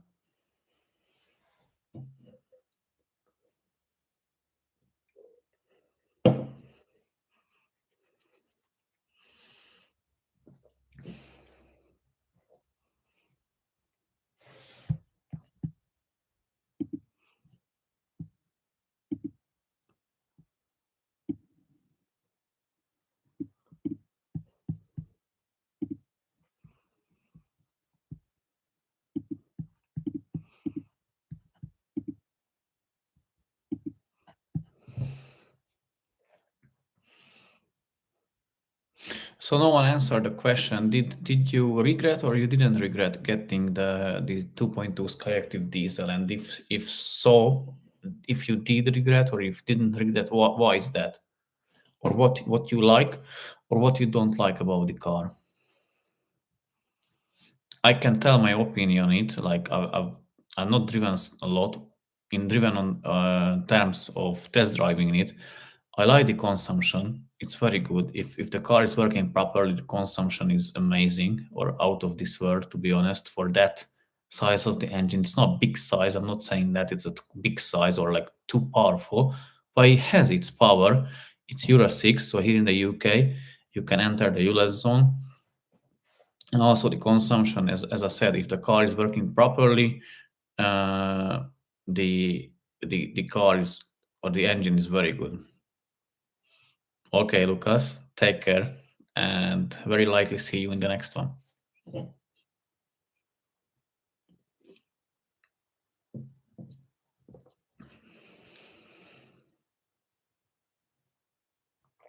Hello, Jazz Geese. I don't know how to say your name.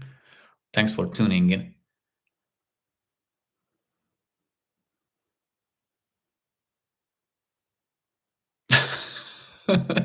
Oh yeah, Alexandru, don't even mention me that pipe.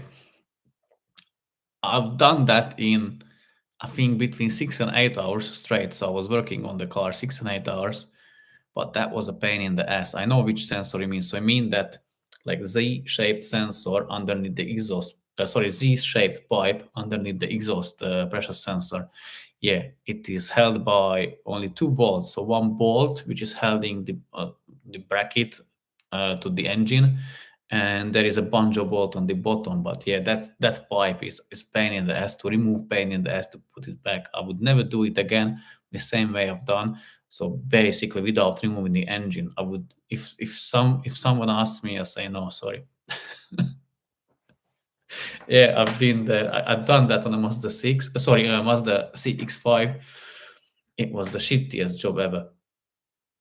Yeah, I can figure you in 10 days never again.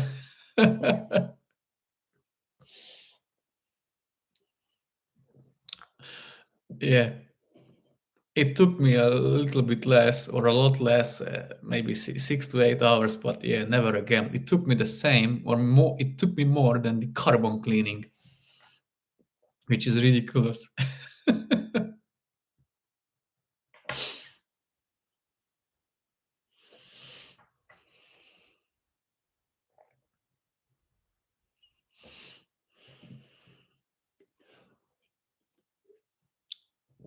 Well, I can tell, like, I never replaced the turbo on these engines. I think I will soon. I need to check my diary what kind of jobs I got scheduled in already. But I think I'm going to do a turbo as well, a dual mass flywheel, and yeah, and a few other jobs as well.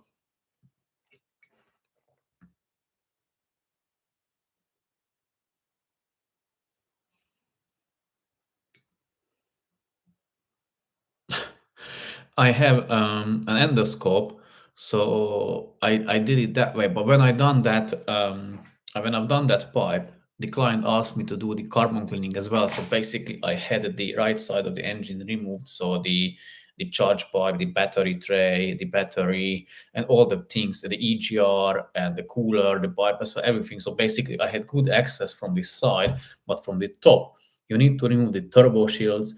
You need to remove the actuator, the vacuum actuator for the wastegate on that turbo, some heat isolation or heat shields, and another heat shields. You need to bend it back. Yeah, that's a shit job. Yeah, for that's only that stupid pipe. Seriously. And I was worried because the client got me not just the pipe, not just the new pipe, but the banjo bolt with the two washers. And there is a really tight space to put everything back. And I was worried that I will drop the washers from the banjo bolt because one, you put the banjo bolt through that pipe, and there is one banjo bolt in the end and in the beginning. I didn't want to drop any of them. So yeah, it was I was quite scared because if I drop it, I need to find it. So yeah, it wasn't easy at all.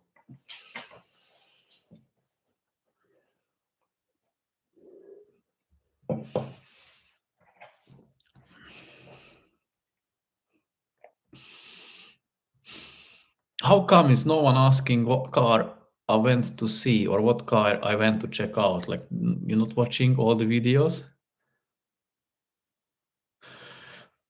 Good tip, Alexander. To be honest, at that time I didn't think about it, but now I will. Yeah, it's a good. Oh, again, always it's like even my subscribers they give me sometimes so good ideas. So even sometimes I wouldn't even think about it. Last time someone said something as well, but I can't really remember what that was. But I said myself how I didn't think about it. Yeah, but when you are at the job, sometimes you don't think. You just want to get it done as soon as you can.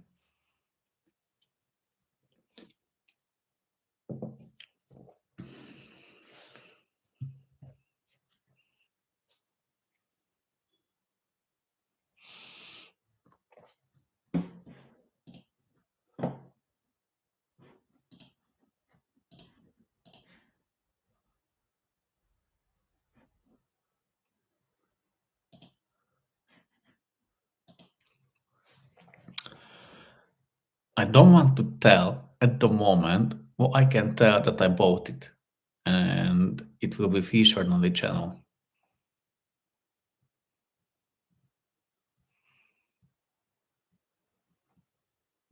Yeah, but I can tell it is not a Mazda because a lot of times people asking me if I would. Yeah, Alex, you are correct. It's a BMW.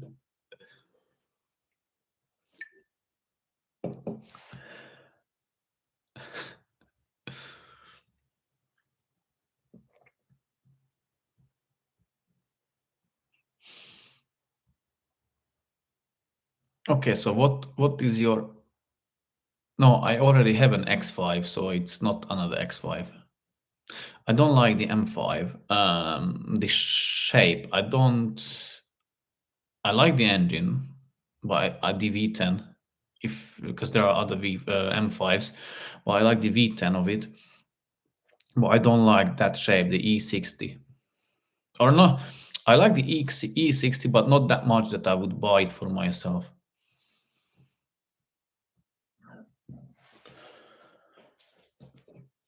But I don't really want to tell what BMW it is at the moment. You will see. The reason I bought it because it has very good specification, and by very good I mean like proper specification, not what you can see on the UK advertisements, let's say on Auto Trader, Facebook, eBay, wherever, when they say full spec, high spec, this and that.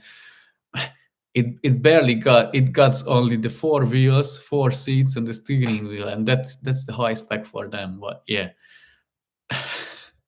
it is a very good spec. I don't think they made a 3 Series 4-liter petrol unless you think about the M3. But no, that's I've got the E92 M3 replica, so it is not the M3 engine, not the V8, but it has the 3-liter twin turbo engine. But other than that, so other than the engine, everything is M3. So I have already that. So I didn't buy the M3 version of it. Although maybe in the future I may, but it's quite expensive. I think the good examples are going for, I don't know, maybe they're for like £20,000, like a good ones, like really, really good ones. But it's not an M3 or not the 3 Series 4-liter petrol.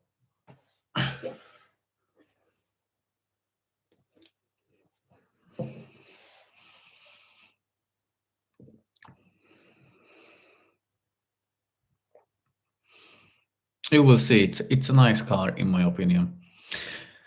I can tell it has very high mileage. It has 206,000 miles.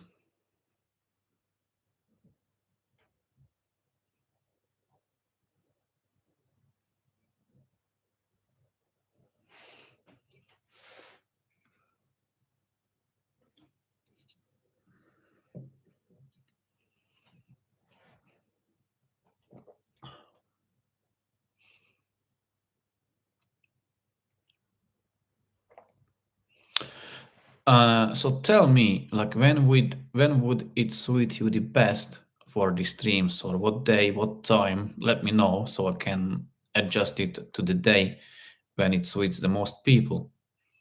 So most of us can be present or engage. Is it the weekend? Is it weekdays? What time? I don't know, after 5, 6, 7 p.m. What time?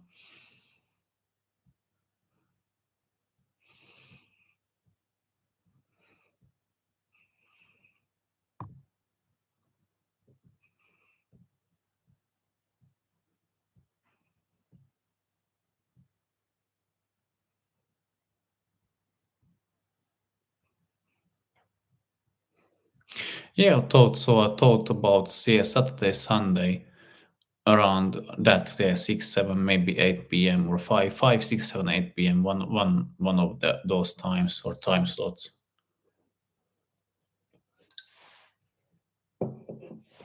Hello, Thomas. Yeah, it will be finally happening after a long time.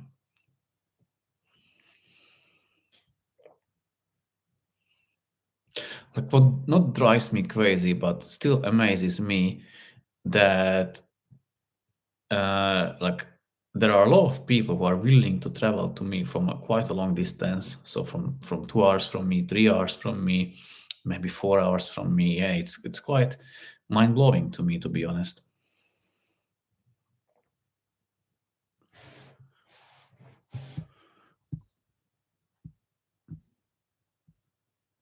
Yeah, I watched Alexandru. I watched that guy as well. He's a good one, and I know he's from, I think, from Germany or from Austria, and he's not English, but his English is very good, and it's quite entertaining. I want to be maybe one day like him. He's a good one, and I know he's got a few nice cars. I know he recently, not recently, because he's got those projects he names after, I think, German cities or something like that. So he's got the E92 M3.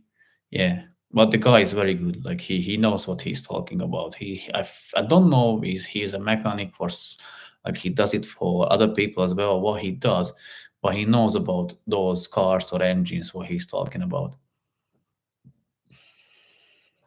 Yeah, I really hope.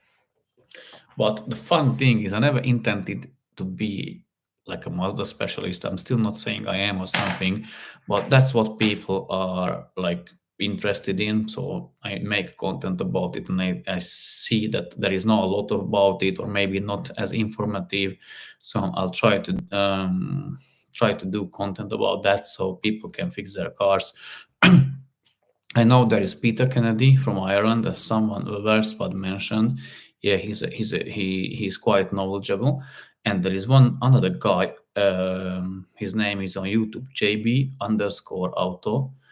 I think he's from one of the Scandinavian countries, so Norway, Sweden, Denmark. I'm not sure where is he from. He's doing English videos or English speaking videos, and I think he's a Mazda technician, so a proper Mazda technician, and he's got some really good stuff. So go and check him out. I've learned a lot from him as well. Yeah, 3 hours. Yeah, that's a lot. Yeah, like still surprises me. Like people are willing to drive that far. Yeah, to be honest, I want to, I need, not, I need, obviously, I want to be honest because that's the only way, in my opinion. So I'm not saying I mess up some things, and I even sometimes mention, not sometimes, but I mention that in the videos as well, because you need to know, like, let's say if I mess up something and I need to own up to it and take responsibility for it, and then if I damage some part, I'll change that for like at no expense for the customers, because that's the right thing to do, in my opinion.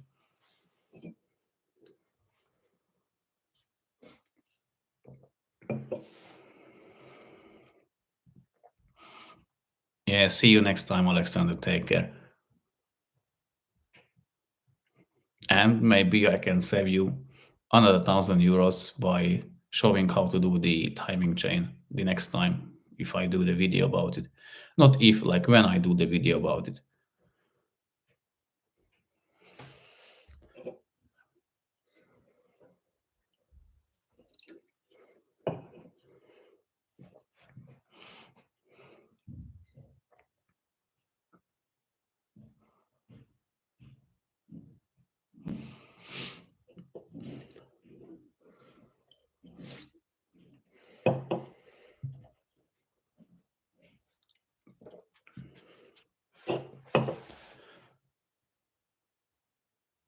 I will, I want to, as I said, but I just need someone to bring his car with that, wanting me to get it done. And I will do, definitely. Yeah, just read your comments so she can buy more clothes. Yes, Thomas. To be honest, that's quite like it's very important thing to be, you have to have integrity, because for me it really matters to have have a good reputation with you or with anybody, because in my opinion that's how you can build trust and build or grow. So yeah, if I make some mistakes, which I obviously will do, I will own up to it and then get it done or get it fixed. At the moment, what I'm struggling with is my brother's Audi, because I cannot fit back the prop shaft to the car in one piece. So now I'm thinking if I should remove the fuel tank so that I have more space and fit back the prop shaft, or if I should ask someone to get the job done for me and I pay for it or whatever, because that car is here with me for quite a long time. I just want to get rid of it, like so bad you can't even imagine. Yeah, but sometimes it is challenge, so I may solve it. I didn't have a failure so far. I was thinking to give up on that Peugeot, if you remember. I've done it, and the owner is happy with it, so he's enjoying the car. He's quite happy. Yeah, so I don't know if I should give up on my brother's Audi or not. I will see. it's not a good feeling to give up, but sometimes you maybe not have another option. I will still see. I didn't say I already gave up, but it's quite a difficult. And in terms of like the conditions I work in, it's quite difficult because let's say if I had better equipment, it maybe would have been like a lot more easier. Or the next time, I'm not saying I wouldn't do the job again. I would definitely, but I would approach it differently since I know how to do it or how I should have done it in the first place.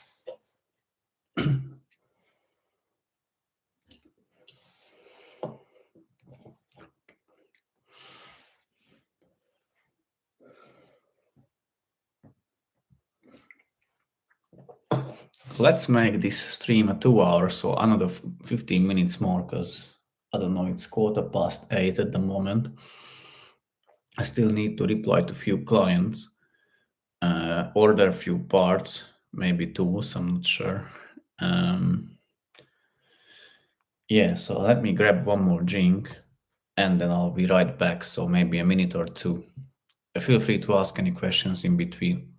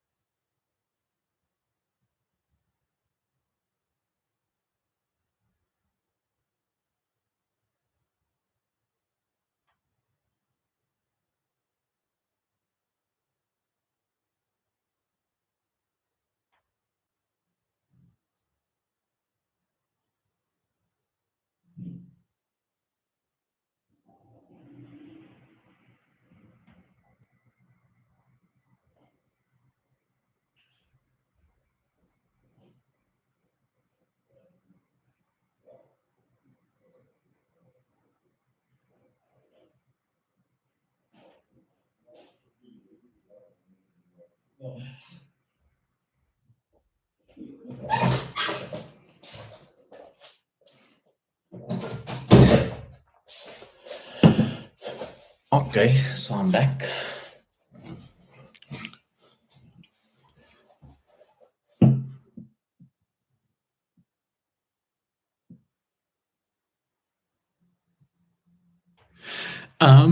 Thomas, to be honest, the brakes on these Mazdas are quite easy. And by the way, how did you? So first thing to ask: did you have or do you have the electronic parking brakes on your car or not?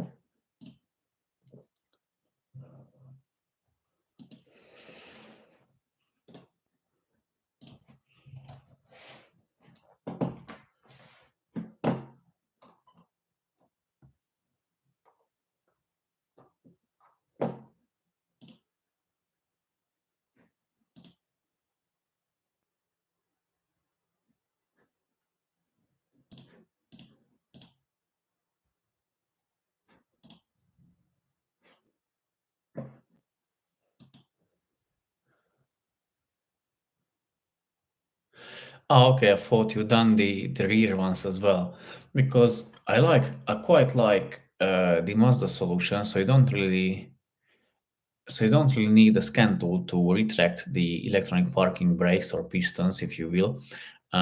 It's a quite easy procedure, and it can be done from inside the car. So basically, you can't really do it with a scan tool. You need to do it like manually. It's a quite easy procedure. I've done that. I don't know, maybe a week or two ago for one of my friends. I've done it few times, few other times for someone else, but it's quite a good or I like that procedure. That's what I'm saying. I like working on these Mazdas because they are quite logical to work on.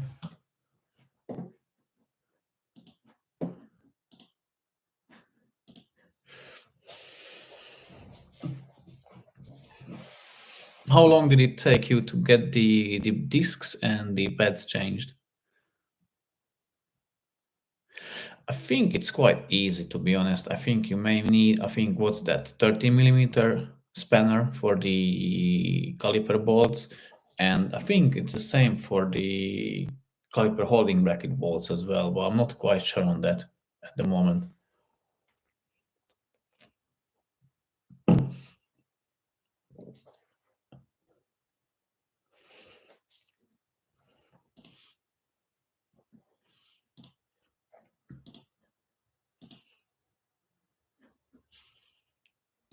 I also remember you said you may not be able to tune in because you will be doing your breaks. I don't know what was the weather at your place, but yesterday here was sunny but windy, which I hate. I hate wind. That's the worst thing. Today was not windy. It was cold, but it was raining or drizzling, so I couldn't do much, to be honest. Yeah, hour and a half was that was for the two front brakes. Discs and pads. It's not that bad if you don't do it quite often regularly. It's not that bad, to be honest. And again, if you're doing it on your own, if someone giving a hand, it's always different.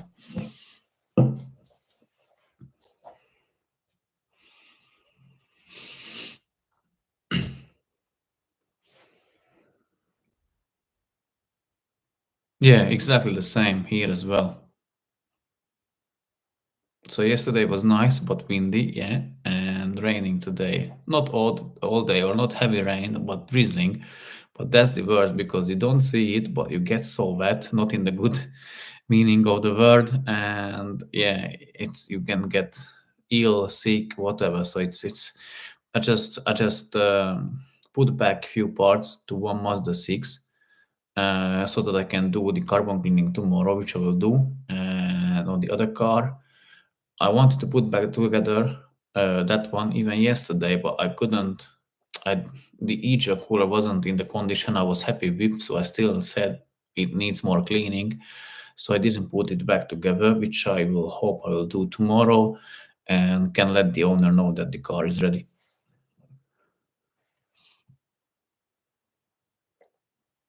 Yeah, that's a very good price. £100 for the discs and pads with delivery. It's very good price actually. But what I do sometimes, not sometimes, I always check. So let's say out of the, I don't want, I would like to be sponsored by the dam, but it's sometimes they are good, sometimes they are not.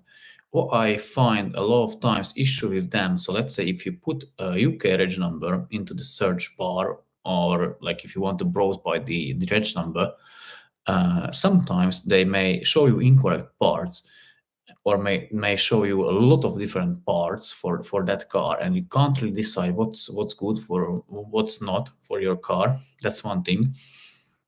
Another thing what I noticed, they are not always the cheapest. So what I do, I take the part number when I find out that one particular part is good for the car I'm going to work on or I work on. I take the part number and put it in eBay or Amazon because they are a lot quicker here in the UK, and also they sometimes they tend to be cheaper.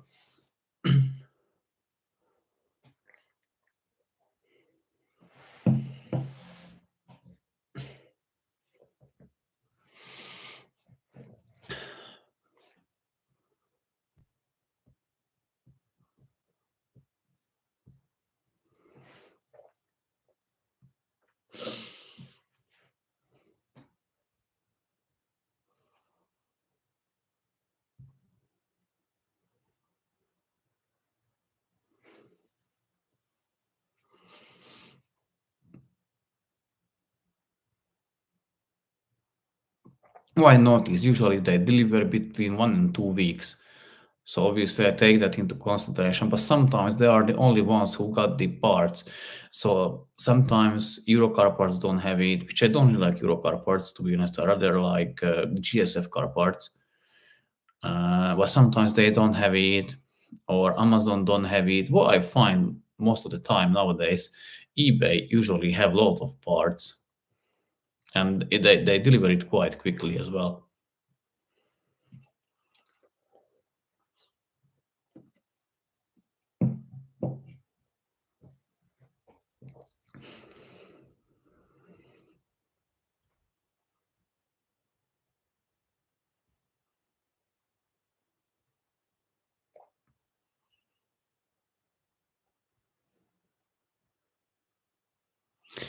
Is there any, or are there any other questions that you would like to ask? I can still see that we are six of us here, maybe seven, including me.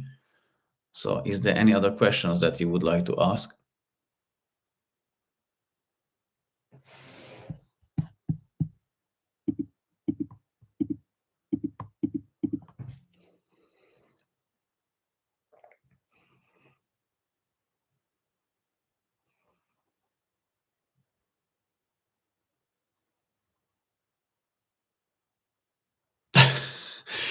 Yeah, I can understand that. I neither like, I don't like Eurocar parts because of their practices. If I don't understand, I know they changed since then, but before, if you went there, they had different prices for local. Like when you went there and asked for the price, they said I should have to order it online and then go through the system, whatever, to have the cheaper price. That's bullshit. I can't understand why they can offer the same price in the shop or through the website. And yeah, the customer service, again, it is depending, I would say, on the people who work for them, but it's quite awful. Like in the shop there's always a big queue, and you have to queue up, and that there's only always one guy who's serving the clients or customers, and he's so low. And I don't know, I don't really like to go there. That's the last option. I rather prefer, as I said, GSF car parts. But if I can't find the part what I'm looking for, or there is no other place where it's cheaper, I need to go to Euro car parts, but I don't really like to.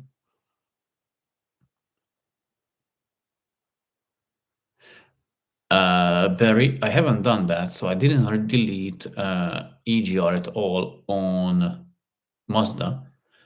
I will try to do on a Volvo, which you may recently seen on the channel that I done carbon cleaning, but the same fault code came back, and I think the problem is with the EGR cooler, but the cooler itself is 850 pounds, which is way too much. So the owner asked for another solutions, and I said maybe if we delete the EGR, I think it should fix or solve the issue. So again, I ordered a pass-through cable for that as well. Once I finish the live stream, I'm going to download that software as well. I'm going to download the Mazda software because I bought the pass-through device for that as well, for the software updating. So I'm going to download those two softwares and play or tinker with them. And yeah, I'll remove the EGR. But for your question, uh, uh, if I'm not wrong, or if I'm correct, when you remove the EGR, you need to do it like with a blanking plate. So you need to blank off the EGR, and then you will need to map it out. Obviously, you can map or like upload under software to the car, like increase performance, but you need to map out the EGR function of the ECU from the car. If you're doing that, otherwise, I think it will throw a code. How much? What's the power increase on the stage one? Because I'm not familiar with it. Tell me, and I may have like a better opinion on it.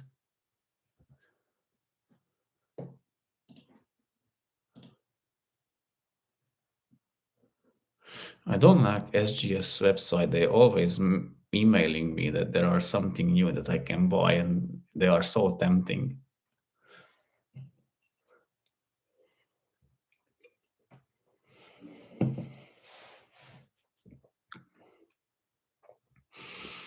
Or what's even the like the basic power output? So between 220 bhp. What's the basic of these engines? Like it may seem funny, but I don't know. I think what's that? Maybe 170, 190 bhp of the 2.2, if I'm correct.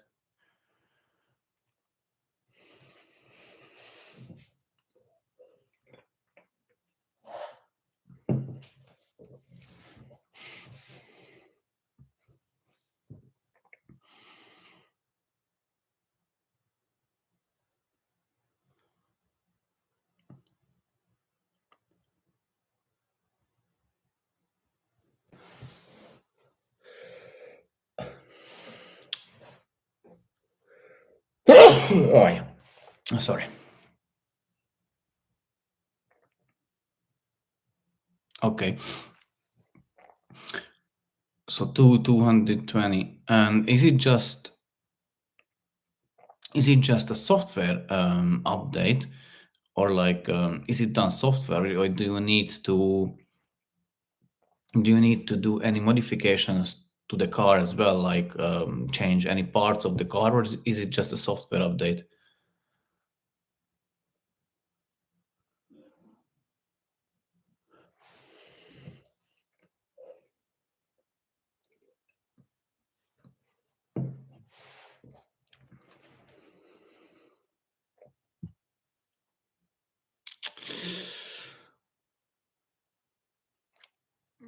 To be honest, to me, it seems a bit too much. Like I know, usually, I think you can gain, I don't know, maybe 10, maybe 15% of power increase. But let's say, like from 150 to 200 is more than 10%. It's more like, I don't know, 30%, and the same would be with the 175 horsepower. So it's like 30% increase. I don't know if I would go for it, or I don't know if there is any benefit from it. You would need to ask someone on a forum who's done it, and what's their opinion, if they can ever feel it, like if there is any noticeable difference to the car. For example, I've got I've got the E92 BMW, which is from factory, is 306 horsepower. I have a stage 2.5 on it, and it is at the moment 400 horsepower. So if you take it, is 25% of power increase, but the car has the intercooler changed, downpipe, and air filter. So basically, three hardware modifications, and you still got only 25% of performance increase, which, comparing to your one, what you are saying, the same power increase without changing any hardware, which it seems to me a bit odd.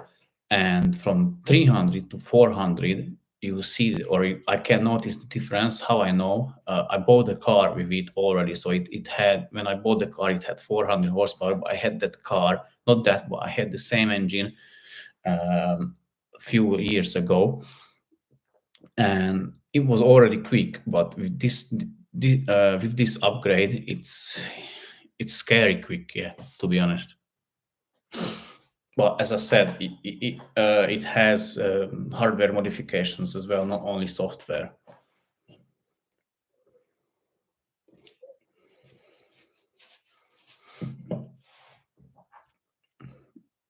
So I don't really know if I would trust that remap. It seems to be too much, or too good to be true.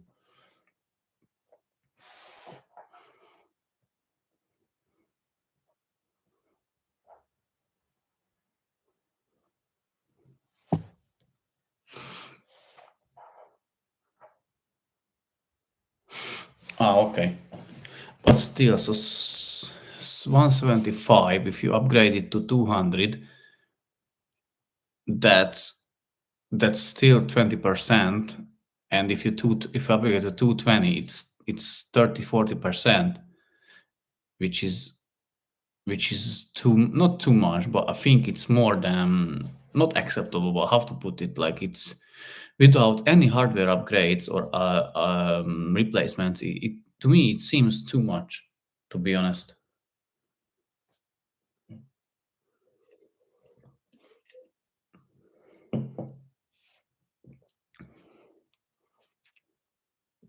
But again, it is up to you. Like if you want, you can try it. Why not? I don't know how much that costs. How much they are asking for the software? No, sorry, for the tuning.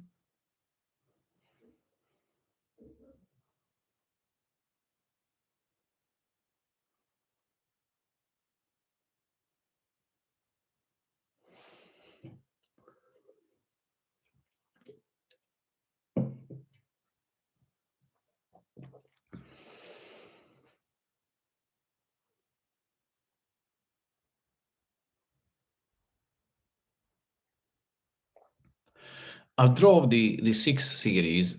I think they are the 175 horsepower ones, and they seem to be quite powerful. So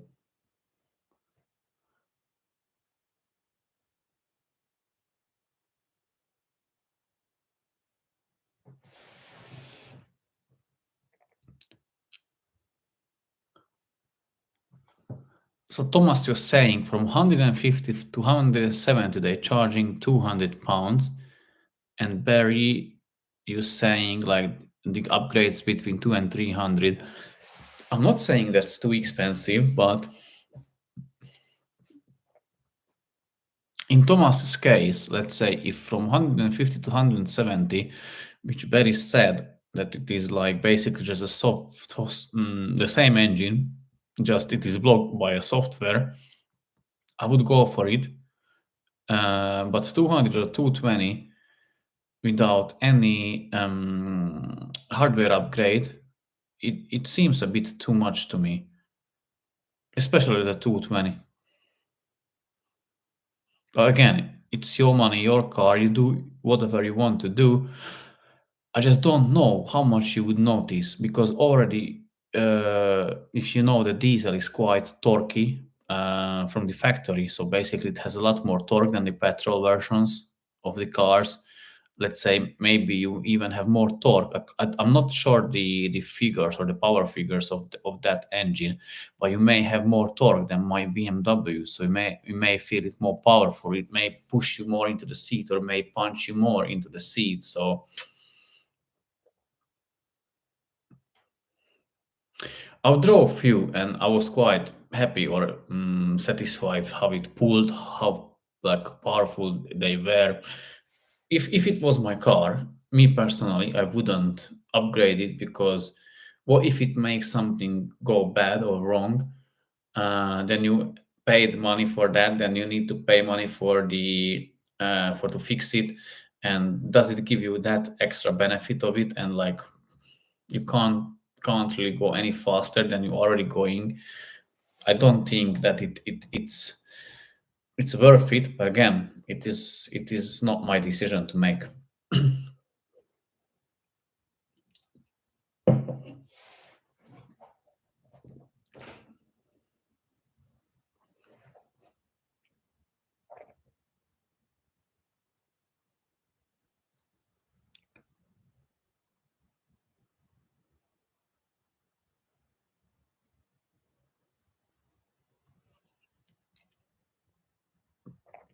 And was that 2.2? So both were the same engines, both were the 2.2 Skyactiv diesels. Because I don't know when they started to make these 2.2s. I'm think maybe from 2013, if I'm correct. I'm not 100% sure.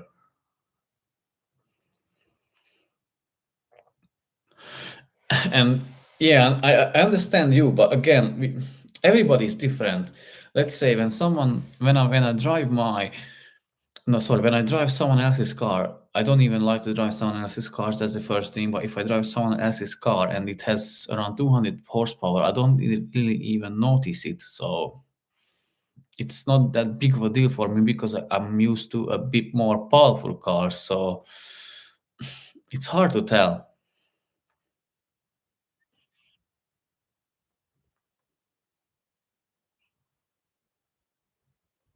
Again, and you may had that feeling that it was quicker.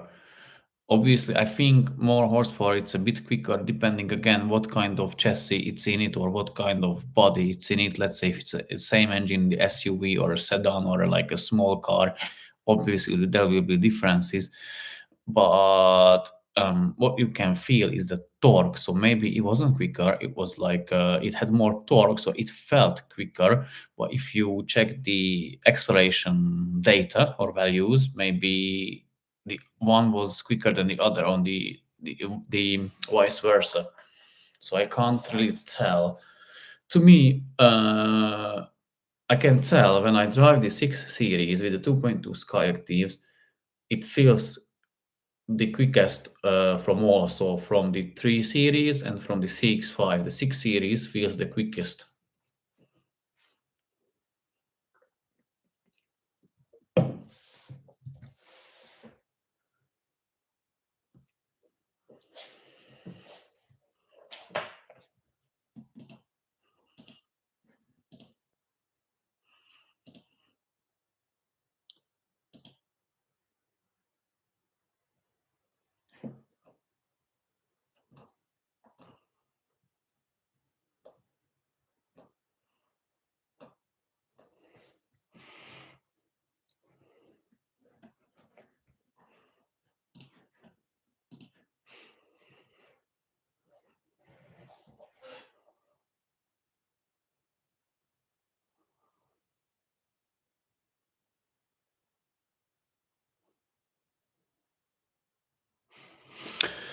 Okay, guys, so what do you say if we end it here?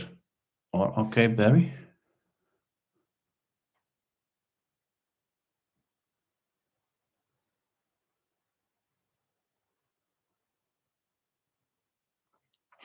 Yeah, it can be correct what you're saying because I don't have experience with the previous one. I didn't drive any with that engine, so I can't really comment on that one.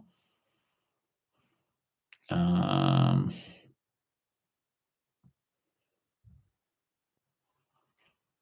Maybe you had it like at earlier age, so it felt different. I know, like let's say if I sit from my car from one to another, if I didn't drive it for a long drive, it feels different. Once I got used to it, again it feels different, and so on and so forth.